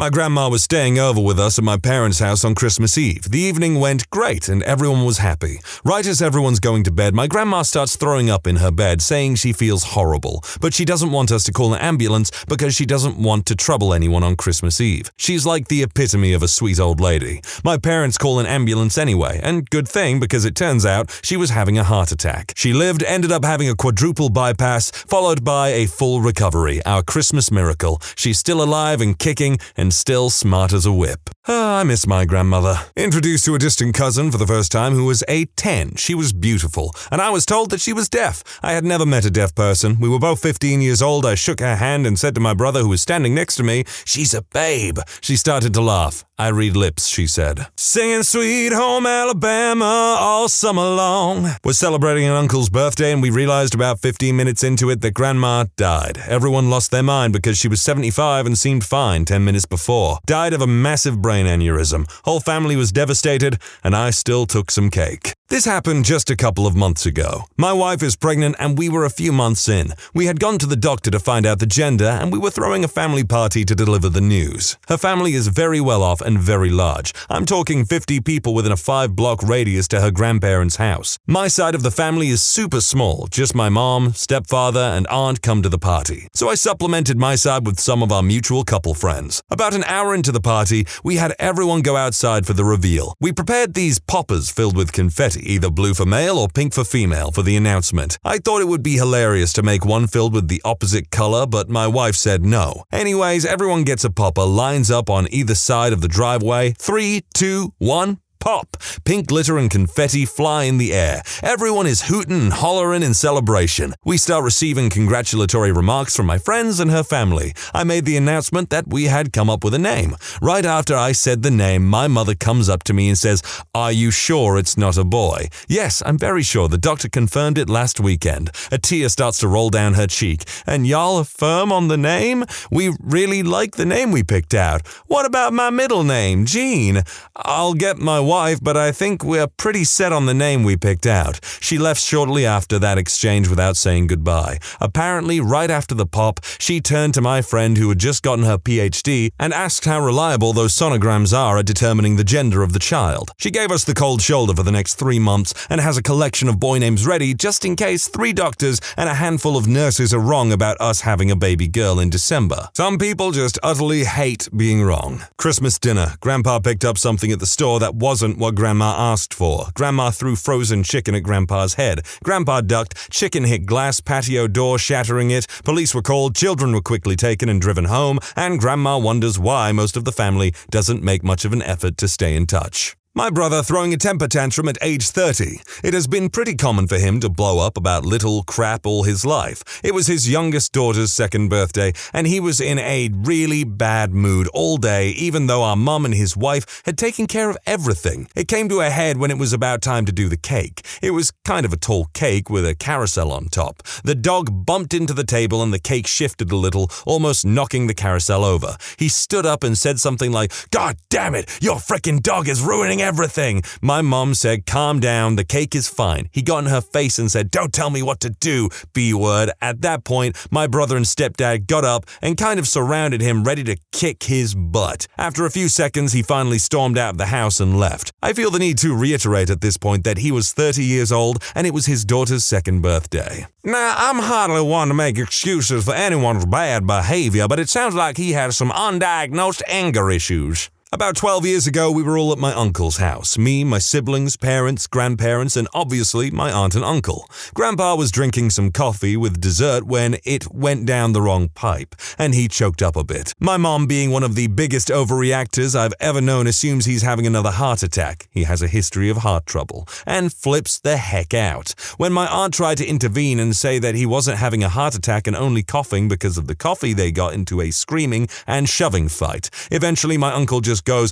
"Get the hell out of my house, get the hell out right now." 10 minutes later, we're all in a car and out of there. Up until last year, they cut off all contact with my aunt and uncle, and fairly recently, they've talked to them, added them on Facebook, invited them to events, etc. Our worst family story happened at my aunt's wedding. My aunt, a white lady, was marrying a Korean-American man whose parents really wanted him to marry a Korean woman. During their entire engagement, his parents would invite random Korean women over for dinner to try and sway him. Eventually, they seemed to get over the fact that he was definitely going to be marrying a white girl. On the wedding day, his parents seemed politely resigned to the situation. His father actually even danced with my aunt at the reception, so we were all relieved. After dancing, his father approached the mic, and we all expected him to give a toast about how my aunt was so great that he overcame his prejudice or something. Instead, he said in his thick Korean accent, "This is abomination, like German shepherd mating with poodle." My aunt ran out of the room crying, and my grandfather casually walked up and punched him in the face in front of 200 wedding guests. People cheered. I know this dude was Korean, and Khan Susanusun phone is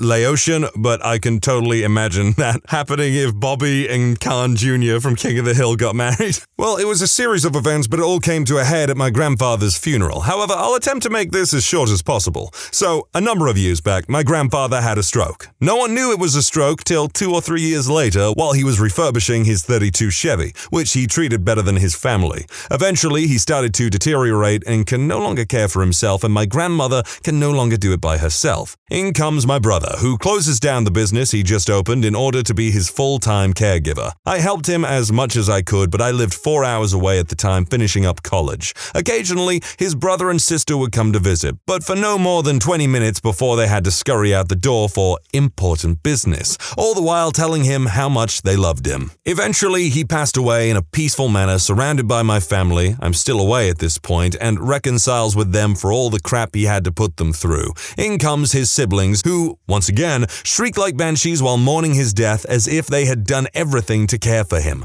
They did not. However, my grandfather said I took care of him more often than they did, and I was a full-time student who lived 4 hours away. Then comes the wake, or open casket viewing for those who may not know, where his family puts on a show for everyone to show their love in a public setting. Eventually, things slow down, and my grandmother thinks it would be nice to share our fond memories of him with those who have gathered to show their support, which we do. However, when my grandmother gets up to speak, they begin to chatter amongst themselves and abruptly leave in the middle of her speech. This was the last straw for my father, who confronted them and told them they would no longer be able to carry his casket to lay him to rest. The following day at the funeral, things went eerily smooth, although they did the whole banshee wails again for attention, but other than that, it was peaceful. Then comes the final goodbyes before we lay him down to rest. All of the sisters thought it would be great to write a joint letter to my brother and grandmother, who took care of him in his final days, and speak their minds. The gist of the letter was that they killed him, neglected him, and ignored him, which led to his death. Also included was a jab at my nephew, who was 2 at the time, stating that if my brother cared for his son like he cared for my grandfather,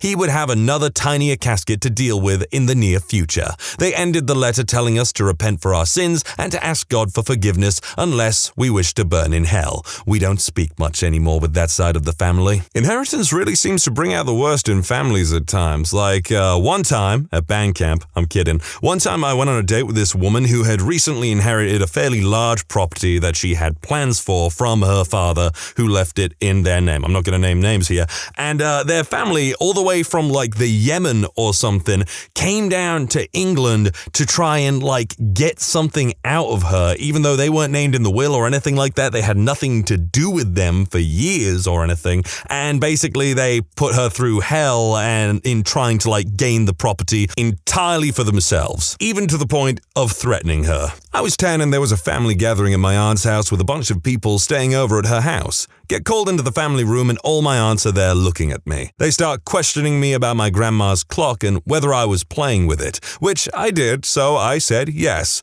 Turns ugly real quick, and it's an all-out argument between my mom defending me and my aunts accusing me of breaking my grandma's $5 clock. They keep grilling me about whether I broke the clock, although it wasn't broken, the batteries just fell out. Fight drags out into the night. The hosting aunt brings out other instances of how I wasn't behaving, like running my fingers through her carpet and drawing on her carpet with my finger, eventually accuses my dad of purposely breaking her sleeping bags. Me being 10 and not understanding what this fight is actually about, feels guilty that maybe I caused this whole thing because I played with my grandma's clock, and my poor mom is defending me when I might have broken my grandma's clock by playing with it. The hosting aunt eventually apologizes to my mother months later, but it made things really awkward for 10 years. Even now, things aren't really the same. Years after the whole thing, I realized it wasn't even really about me or the clock. It was about some other crap that I don't really even understand, but my aunts used me as their point of attack. I even remember me saying all of this over a clock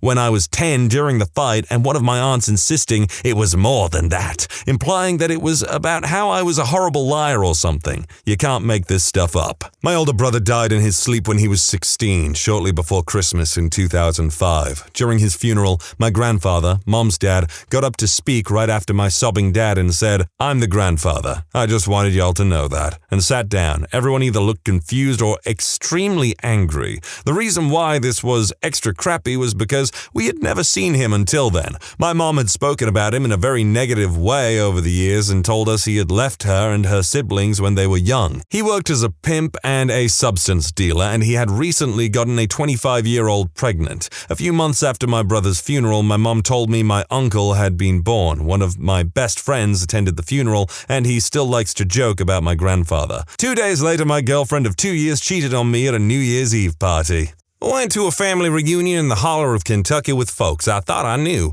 It was my cousin's or great-uncle's house. I'm not too sure, and he is 80-plus years old and his family has owned this land forever. Everyone, except for my immediate family, was very close to them. So some 12-year-old girl in my family who was white brings over a black girl. Everything was fine and dandy till one of the owners saw this. He yelled at the top of his lungs, "What the F is this crap?" Insert hick name here. "Didn't build this land to have an, oh geez, on it. It ain't right." That little girl will never forget that. She had to deal with real racism right in her face, and I was so embarrassed for being a part of that family and felt that I had to apologize for being associated. We left very quickly after. When you subscribe, make sure to hit the bell to turn on notifications. Put the playlist on in the background to finish listening to all the stories. And if you like Am I the Genius, give Am I the Jerk a shot. Linked in the description below.